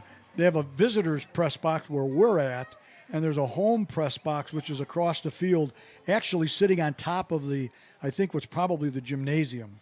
And Frank, and we actually had the AD tell us this, or one of the workers, this is a nicer press box than they have across the way. We're not complaining. Valentic, high end over end kick's going to come down. Roberts at about the 20. He's coming to the left side, breaking tackles. He's out over the 30, 40 out to about the Wickliffe 41-yard line, where in on that tackle was number 11, Howie Ayers, for the Hornets. Hornets tonight are in a gray jersey and dark blue football pants. Devils all in their traveling white jerseys. They'll start it 1st and 10 at their own 41 with 2:36 to go here in the first half. Purcello's going to basically right now be the alone in the, puts Roberts, you're going to hand it to Roberts as he's going wide to the right side, and again, that pursuit by the defensive line of Kirtland is there to bring him down in the backfield. And Mark, I think they've had more plays for, where they've been brought down in the backfield as compared to, positive yardage play. So they're going to start behind the sticks again, and this is going to be a loss of 5 on that one. 2:07 to go here. I would take as long as I could if I was Coach Marsh Purcello and wait till the very end before you snap this ball, because you don't want to give this ball back to the Hornets. Well, and the other thing is here you have huddle clock. I mean, you can actually see the huddle clock. Go down to 3 seconds to go, and now we have a flag for what? They're calling Wickliffe for what? Man, these delay a game. No, it wasn't. I know. Well, I know. No, he called Wickliffe for motion. Oh, motion. I thought I saw him fold his arms. Now, Coach Purcello's out talking to the officials, and the lead referee is saying something back to Coach Purcello. It's one thing to find yourself down by 31 points. It's another thing to have to be battling against the guys in the striped shirts. They're going to wind the clock, 1:45 to go. It's now going to be 2nd and 20 for Wickliffe. Ball back at the Wickliffe 31. They've got to get to the Kirtland 49 for a first down. You got to figure he's probably going to, nope, they're going to try to run it up the middle, and no gain on that play, as I think Jackson was the ball carrier.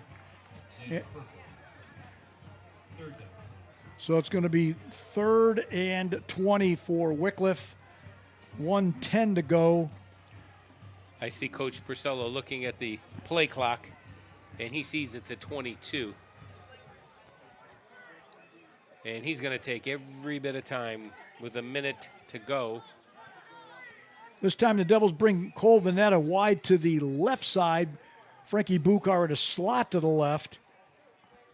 Jackson now swings to the right of Purcello. They're going to hand it to Jackson, who's going to get met in the backfield. And this is getting a little crazy here, folks. As I think the Devils can let the half run out because they don't have to run another play. Yeah, there's 32 seconds to go in the half and 31 seconds to go in the huddle clock.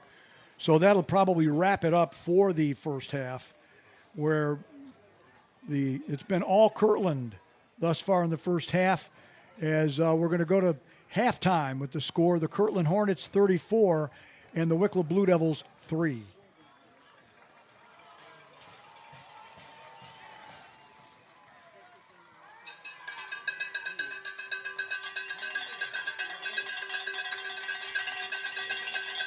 First up will be the Wickliffe Blue Devil Swing Band for their halftime performance, and then you'll have the halftime performance from the Kirtland Hornets Marching Band, and then we'll be back at it for quarter number 3.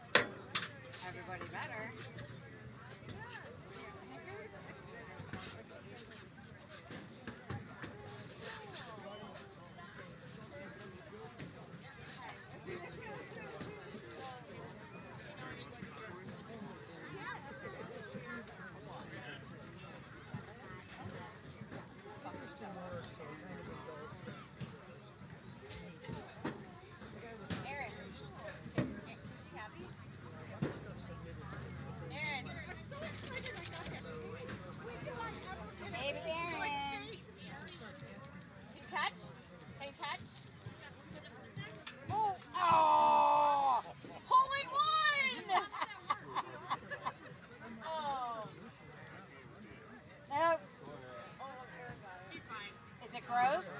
Okay.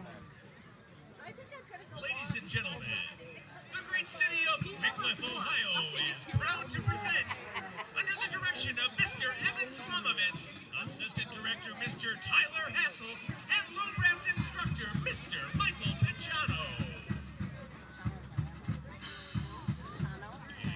It's the often imitated, but never yet duplicated, Wickliffe Blue Devils Swingman!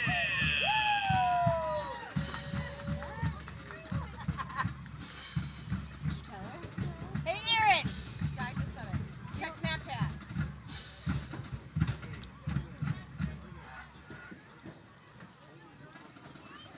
And now, introducing the 2025 drum majors, Emma Solia!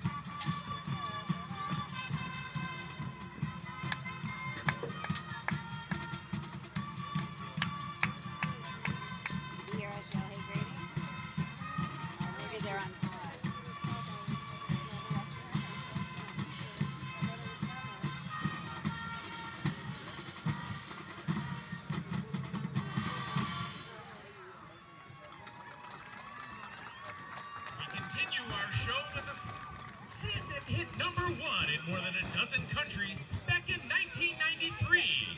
Recorded by Trinidadian German singer Hathaway, this is What Is Love?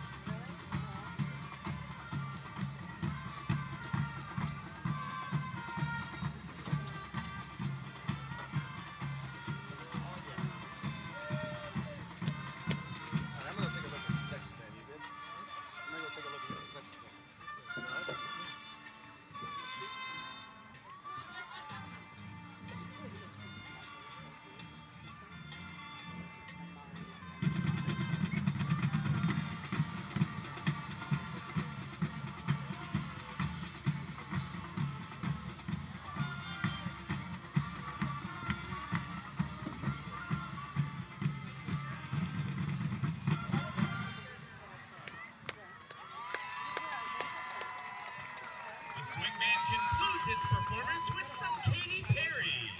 This tune by KP was all the rage back in 2011. We hope you enjoy Last Friday Night TGIF.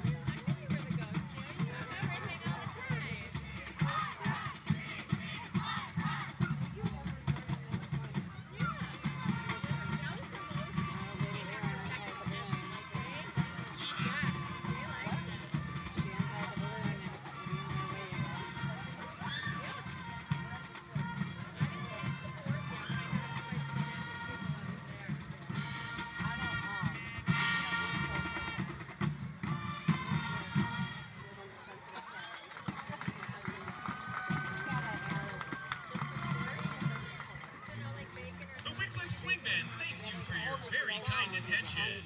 Good luck to both bands and both teams, and as always, go Devils!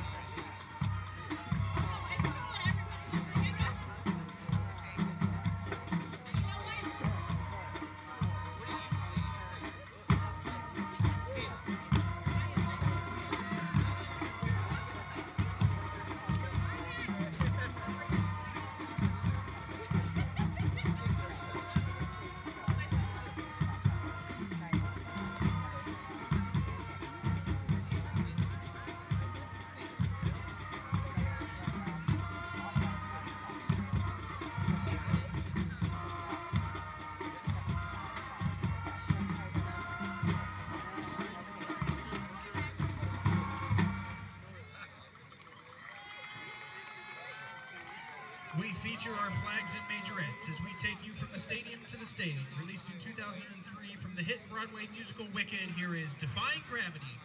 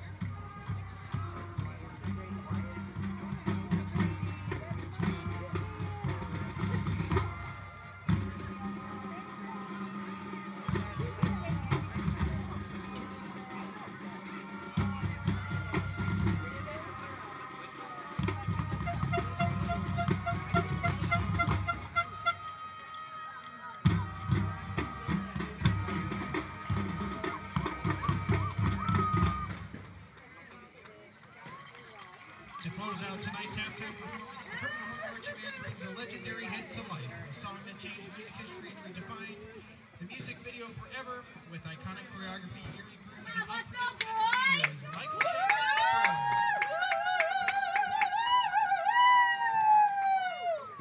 You can do it!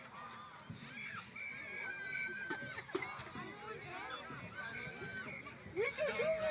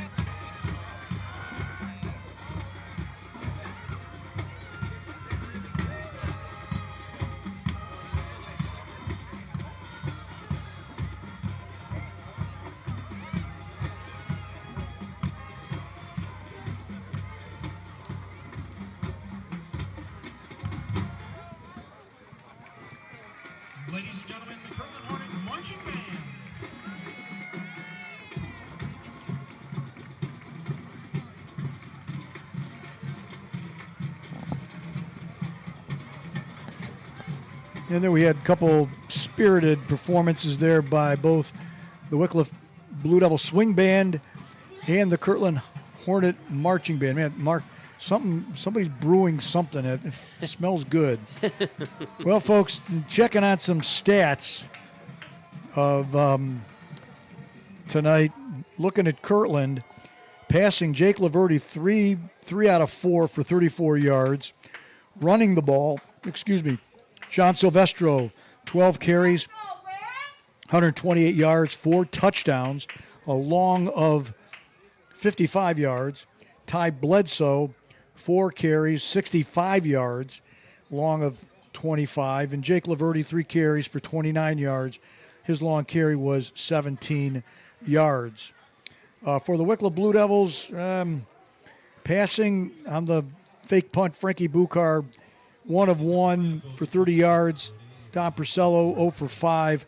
Running the ball has been a challenge. Don Purcello is the leading ball carrier, 7 carries for 33 yards, a long of 20. Marquise Roberts, a couple of carries for 5 yards, but the one was the what I'm going to call a controversial fumble, which really wasn't a fumble. Elijah Fitch, a long run of 12 yards, but he has a total of 4 yards rushing on 7 carries. And that's because they bottled him up numerous times in the backfield. And Ralph Jackson, 2 carries, no yardage. And Frankie Buchar, 1 carry for a loss of 1. Jimmy Feaster, the only pass reception, 1 reception for 30 yards.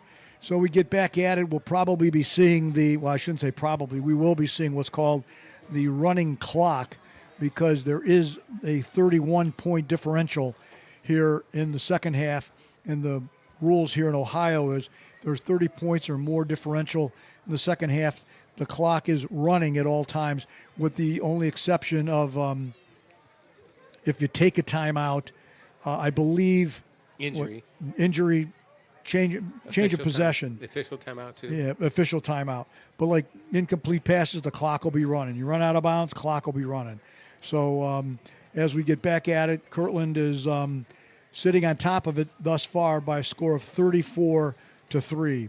The Blue Devils field goal coming on a 30-yard field goal by Drew Rossman, who was first team all CVC. Here as a senior. Some of the awards that have come the way of the Blue Devils here in this 2025 season. As we mentioned at the top of the webcast, as both teams are casually making their way back on the field, Kirtland will get the ball to start the second half, as Frankie Buchar was out there and they were confirming it, between Frankie Buchar and number 22, Chase Gran, one of the seniors there for the Hornets. But the Hornets will have it first here in the second half, as they've pretty much had their way in this one.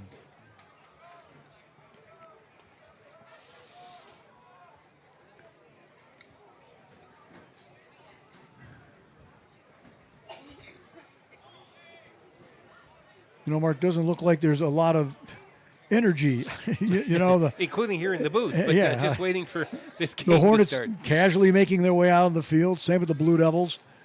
Going back deep for the Hornets is number 2, Bob O'Reilly, and number 10, Tommy Kayami. Teeing it up for Wickliffe will be Drew Rossman, the senior place kicker for the Blue Devils. Last year he set a school record where he nailed, a 48-yard field goal.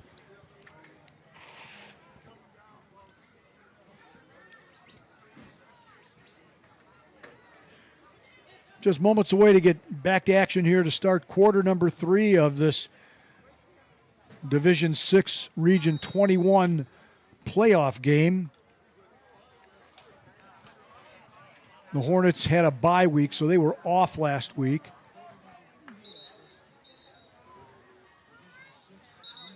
Rossman's got it teed up. We got the whistles there from the officiating crew.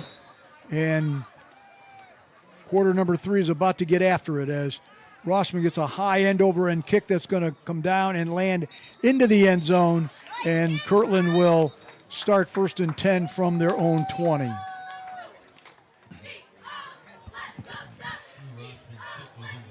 He could probably do that every time. Mark, why they don't, I don't know, because either. Drew does do that. I mean, we've seen him put I'd say the great majority of his kickoffs this season have gone into the end zone. You know, exception last week because of the wind, but, you know, not like tonight, man. You know, he can boom that quite deep. So Hornets making their way back out on the field. They'll have it 1st and 10 at their own 20-yard line. You know, we kind of got used to having a kicker like that, and this is Drew's senior year and possibly his last game, and we might not see kicking like that in a while again. Yep. So Laverde looking to throw. Actually, they fire it, and I think it's complete over on the right sideline. Feaster ran him out of bounds. It'll be a gain of about 4 on that play. Ball out to the Kirtland 24-yard line. Just underway here in the third quarter. It's been all Kirtland tonight, folks. 34-3 thus far. And the Hornets have the ball here to start the third quarter. As Laverde's going to take it, run up the middle. He's going to have a 1st down and more as he goes over left guard. That's probably one of those where he read it.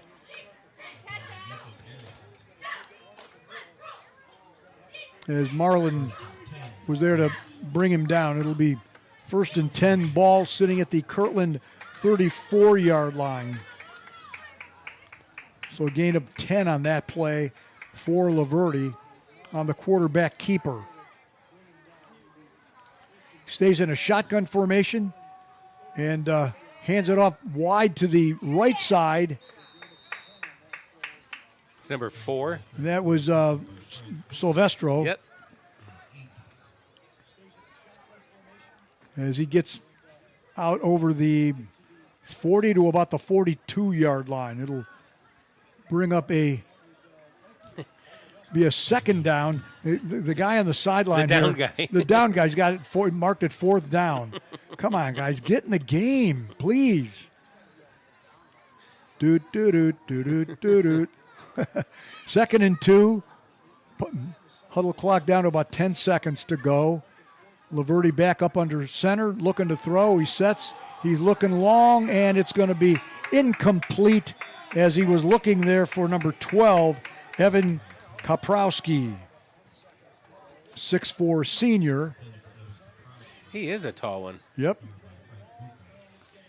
And Frankie Bukar is not compared to So it'll Kaprowski. be a 3rd down. Yes, they're the guy on the sideline. I think he's more in the guy with the down marker. I think he's more into chewing the fat with the cameraman there on the sideline.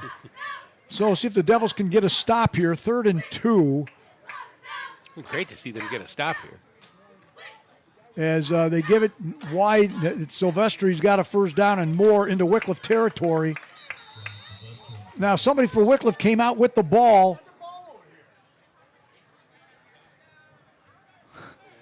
Okay, Marquise Roberts ended up with the ball, but now here's one where they're going to call that he was down. Same play happened against Wickliffe, and they gave the ball to Kirtland. Well, I mean, he was down. There was no, progress that they didn't stop the play on. Jeez, Louise. Well, but they're going to set it up. It's going to be 1st and 10, Kirtland at the Wickliffe 42-yard line. 7.5 to go here in the third quarter. Hornets on the move once again. Laverde's up under center as handed back to Silvestro, working over right guard. And the Devils, as they're going to bring him down after a gain of maybe 2.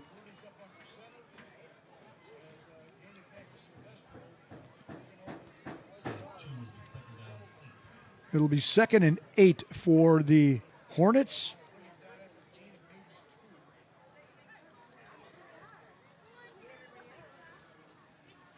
Kirtland taking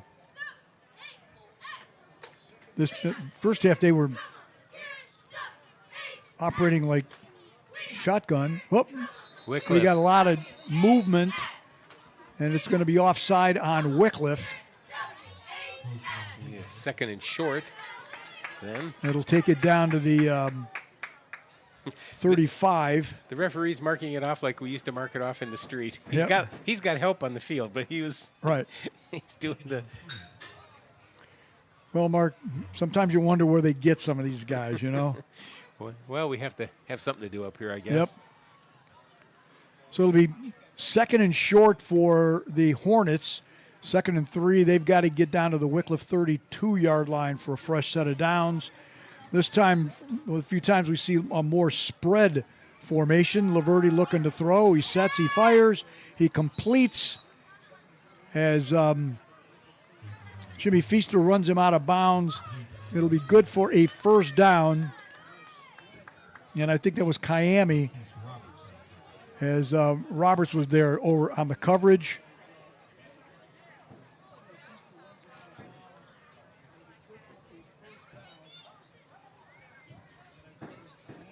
The first half, there was plenty of noise from the stands. Now you could hear a pin drop.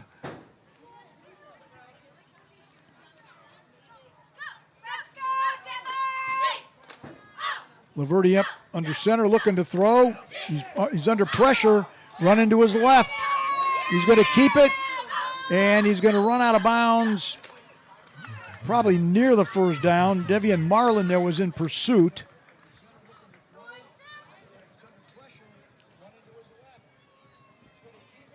And enough for the first down for sure. Yep. It'll set them up 1st and 10 at the Wickliffe 20-yard line. Just under 5 minutes to go here in the third quarter. Winner of tonight's game will be facing the winner of the Hanoverton-Smithville game. If Kirtland wins, that game will be right here at Wilson Stadium next weekend. Laverty under center. Gives it up the middle and still on his feet and making his way into the end zone around the left side is number 4, John Silvestro, for the touchdown. So with 4:10 to go here in the first half,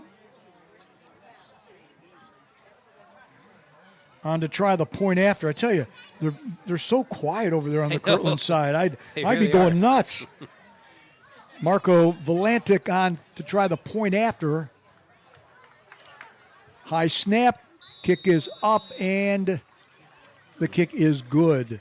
So as 3:45 to go here in the third quarter, it pushes the score out to the Hornets 41 and the Blue Devils 3. Oh, the Blue Devils getting the ball back here for the first time in the second half.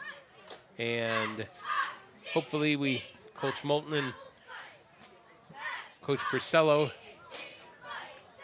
have something we can do, something we do to move this ball. You know, it'd be nice to get a moral victory to, like, get in the end zone against Kirtland. You know, I mean, Sure their defense is very, very tough, and they don't give up a lot of points.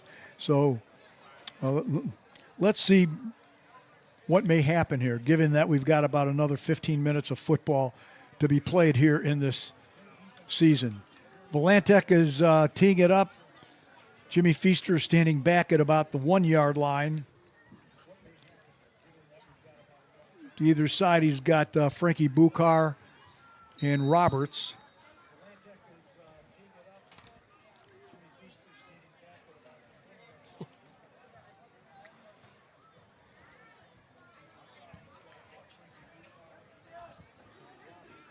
High end over end kick's going to come down. Feaster's got it at the 15, trying to get wide to the left side. He's breaking tackles. And we've got Jesus, and now we have a flag. Unbelievable. Flag back at the 20-yard line. Oh, come on, guys, let them play. You got a hold. Hold on Wickliffe. And they're going to mark it back from looks like the 24-yard line. I mean, I think at that point you're the official. You walk up to the player and you go, "I could have called that, but I'm not right. going Just let him to." play. Unless he let him play. I mean, unless he did something egregious. Well, no, I mean, unless he's already told him once. It could have happened. Mark, the way this crew has been tonight, I mean, it's one thing you're playing the number one team in the state of Ohio. That's one thing, and you got to play the refs, right? I mean, and Kirtland, give them their props, no question. But they shouldn't have to be playing against the referees as well. It'll be 1st and 10, Wickliffe at their own 14. Clock running, 2.5 to go here in the third quarter. Snap is back to Purcello as they give it to Fitch, working over right guard. Gets ahead. I don't think he got a. I think that's a no gain, partner. No, you're right, Mark. No gain on the play. So it'll be 2nd and 10.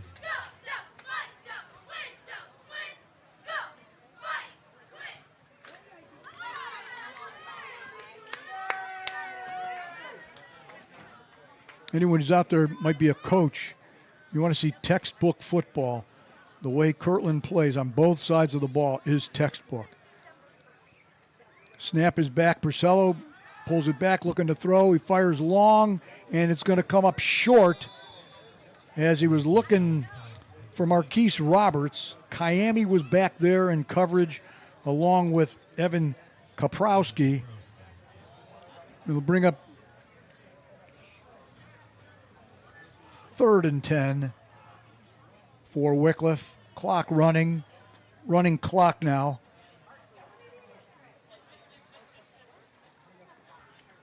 Devils break the huddle. They send Roberts this time wide to the left side. And they've got Cole Vanetta wide to the right side. Kirtland showing blitz. They're going to give it to Fitch, he's trying to get through right tackle, and it doesn't look like he got much. As Sebastian Seca was in there on that tackle for Kirtland. Coming in to punt it away is number 40, Drew Rossman, who's going to be standing probably inside the 5, where this time going back at the 50-yard line is number 2. They're probably going to let this run out to quarter. Yeah, I think you're right, Mark, because they haven't even spun the huddle clock yet. Oh. But the snap is back. Rossman gets a high end over end kick. It's going to come down, and the Blue Devils will down it at the Wickliffe 48-yard line. Down there in coverage there was number 8, Elijah Fitch. So that's going to run the end of quarter number 3, where we see the Kirtland Hornets. It's been all Hornets thus far tonight, folks. 41-3.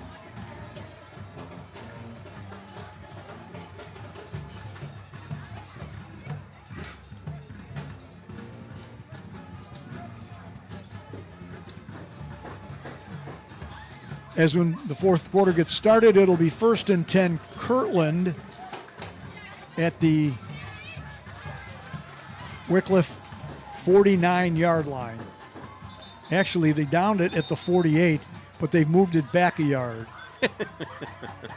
This is crazy, folks. I mean, playoff game, you figure you're going to have the best of the best doing the officiating. And well, there's still a lot of games out there. Maybe they aren't down to the Mark, the 5 stars Mark, yet. There's no excuse for it.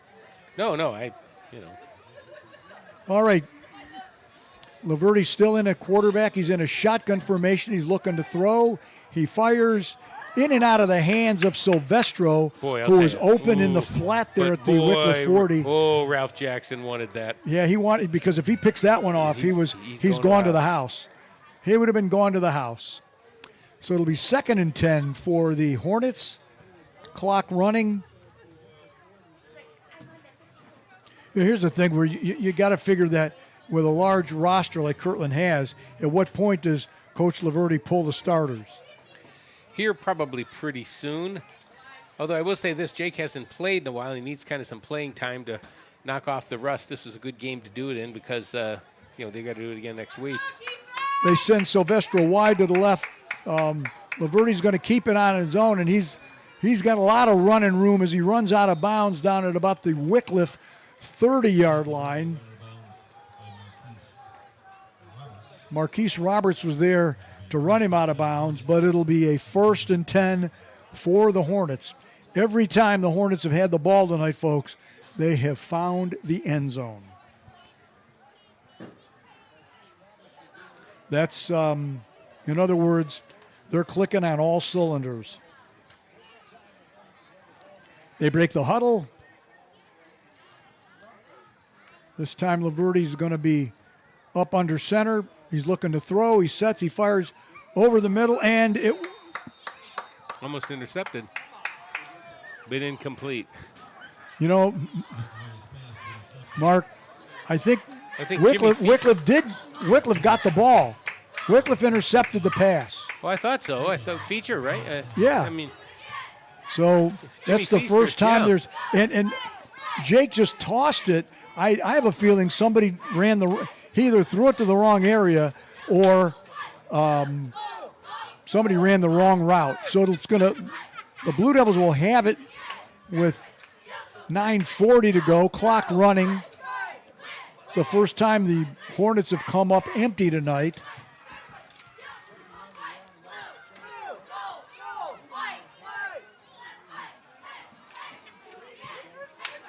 They set up in an I formation. Purcello's up under center as they give it, trying to get wide to the right side.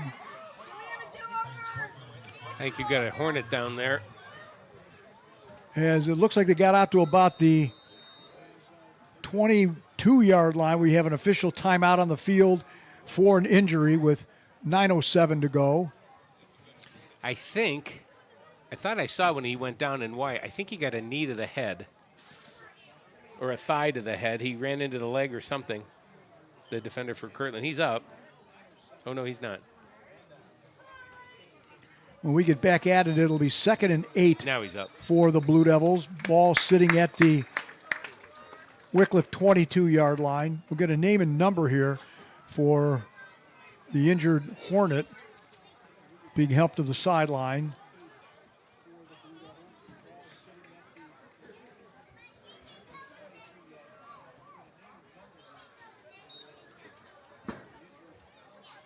They wind the clock. We've got 9 minutes to go. It'll be basically, folks, 9 minutes left in the 2025 season for the Blue Devils. They stay at a full house I formation as they give it to Fitch up the middle, driving, still on his feet as he gets out over the 30 and be good enough for a Wickliffe first down, as they're going to mark it, I believe, at about the Kirtland 32-yard line. When they've been able to give him a little bit of a hole, Elijah's been able to do some good things tonight, Mark. He has. When the blocking has not been there, Kirtland's been in the backfield, and that's when they've had all those plays for a loss. And you can't string these plays out east and west. You've got to go right. north You and have south. to go north and you're right. Again, the same formation as they give it.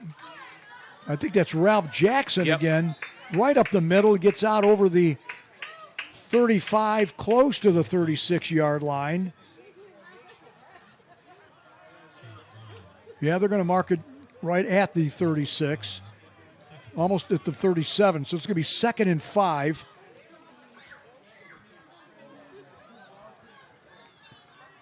Once again, I want to thank the athletic department from Kirtland for the tremendous accommodations we've had here tonight. Matt Paul, thank you, sir. Kirtland bunching up on the line, expecting Wickliffe to go up the middle. And Purcello's going to go wide to the left side. He gets out to about the 39-yard line, where a host of Hornets were there to bring him down. Look, once again, Kiami coming up from his defensive backfield spot. Now he's heading over to the sideline. Mark, I think they're starting to put in some of the backup players.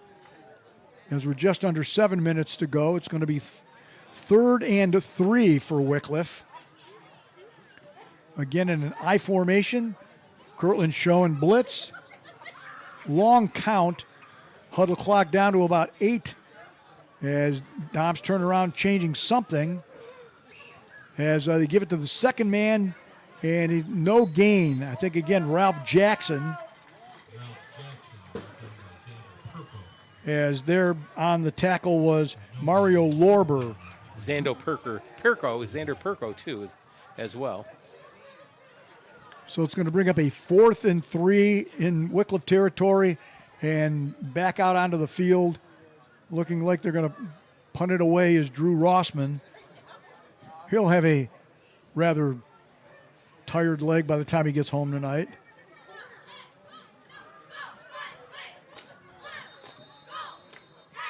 And Wickliffe calls a timeout. Wickliffe's taking a timeout, and Mark, I have a feeling Kirtland is expecting them to not kick it because they don't even have anybody back deep.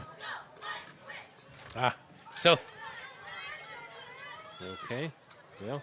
5:55 to go because we have a timeout on the field, 41-3 in favor of the Hornets.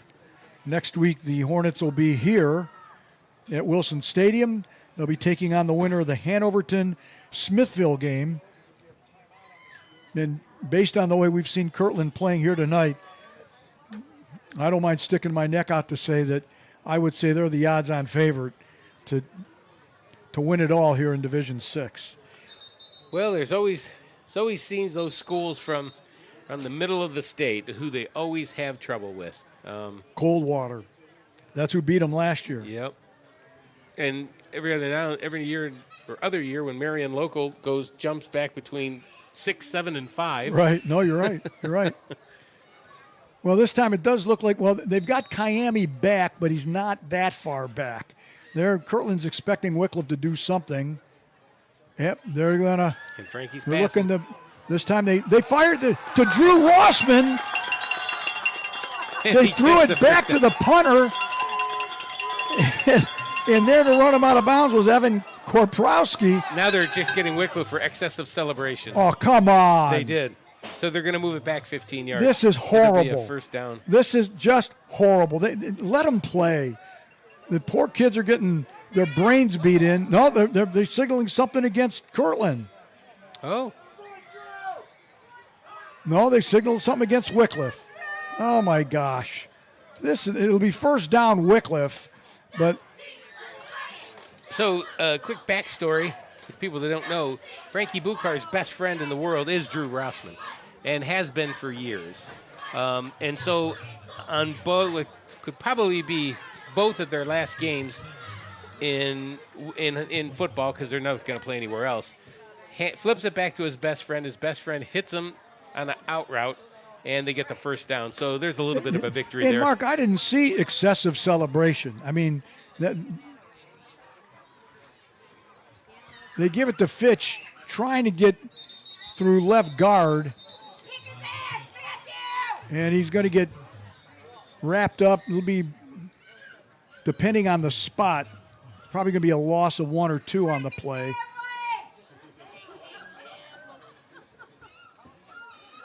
Clock running. We're down to close to 4 minutes to go here in the ball game. The ball's now back at the Wickliffe 43-yard line. They had the first down at the Kirtland 40, but then they marched them back for supposed excessive celebration. This crew has been pathetic tonight, folks. It's one thing to lose. It's another thing to be having to face those guys as well. They give it to Fitch, trying to get over right tackle. He's going to make it up to about the 45-yard line. That'll bring up back like to the original line of scrimmage. So it'll be 3rd and 10.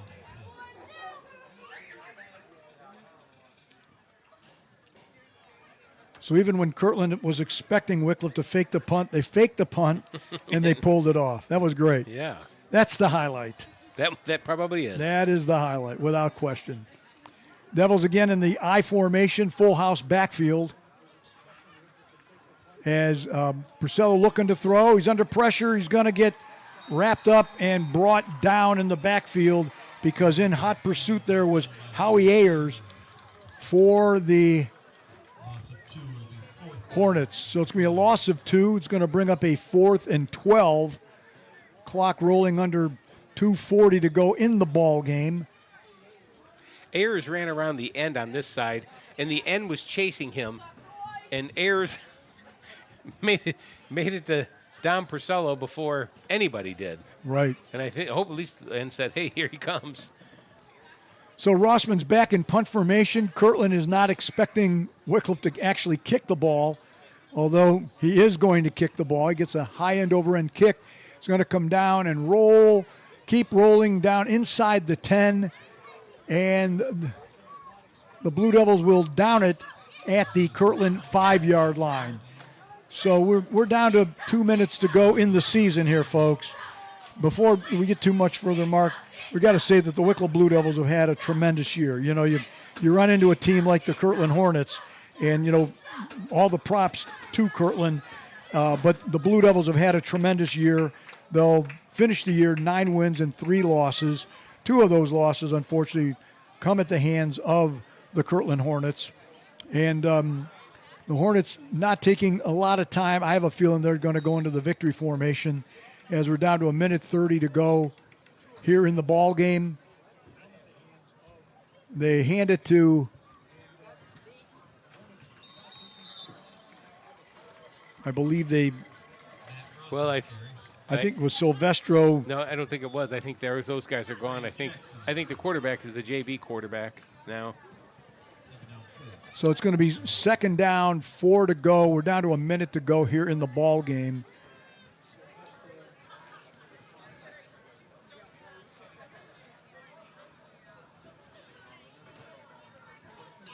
As Wickliffe's can get a flag called on him right they now. They could, because number 54 was taking his time coming off the field, which was Trey Jackson. But at least they didn't throw the flag.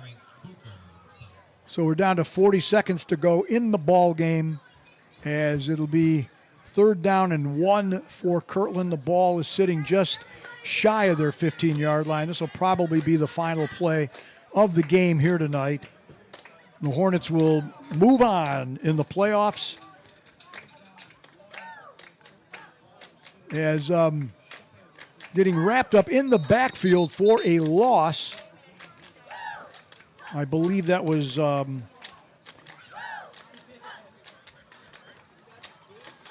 don't even have a name and number there, folks, but that's going to wrap things up here tonight as the clock is hitting zeros.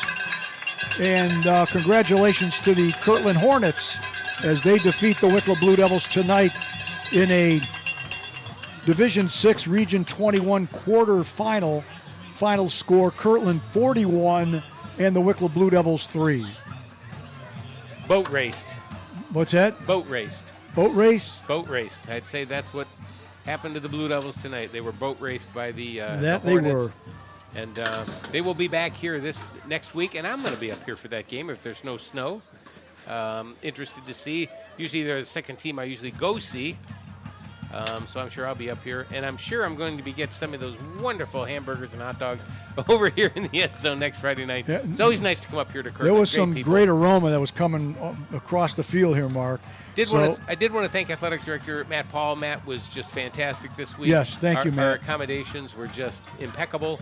And we thought for a moment Tiger Laverty's mom was going to sit with us, but then when they found out they put her with the guys from Wickliffe, she said, I don't want to listen to them. So we never did get a chance to bring Mrs. Laverty to you, but that would have been the highlight of the night, I think. It may have.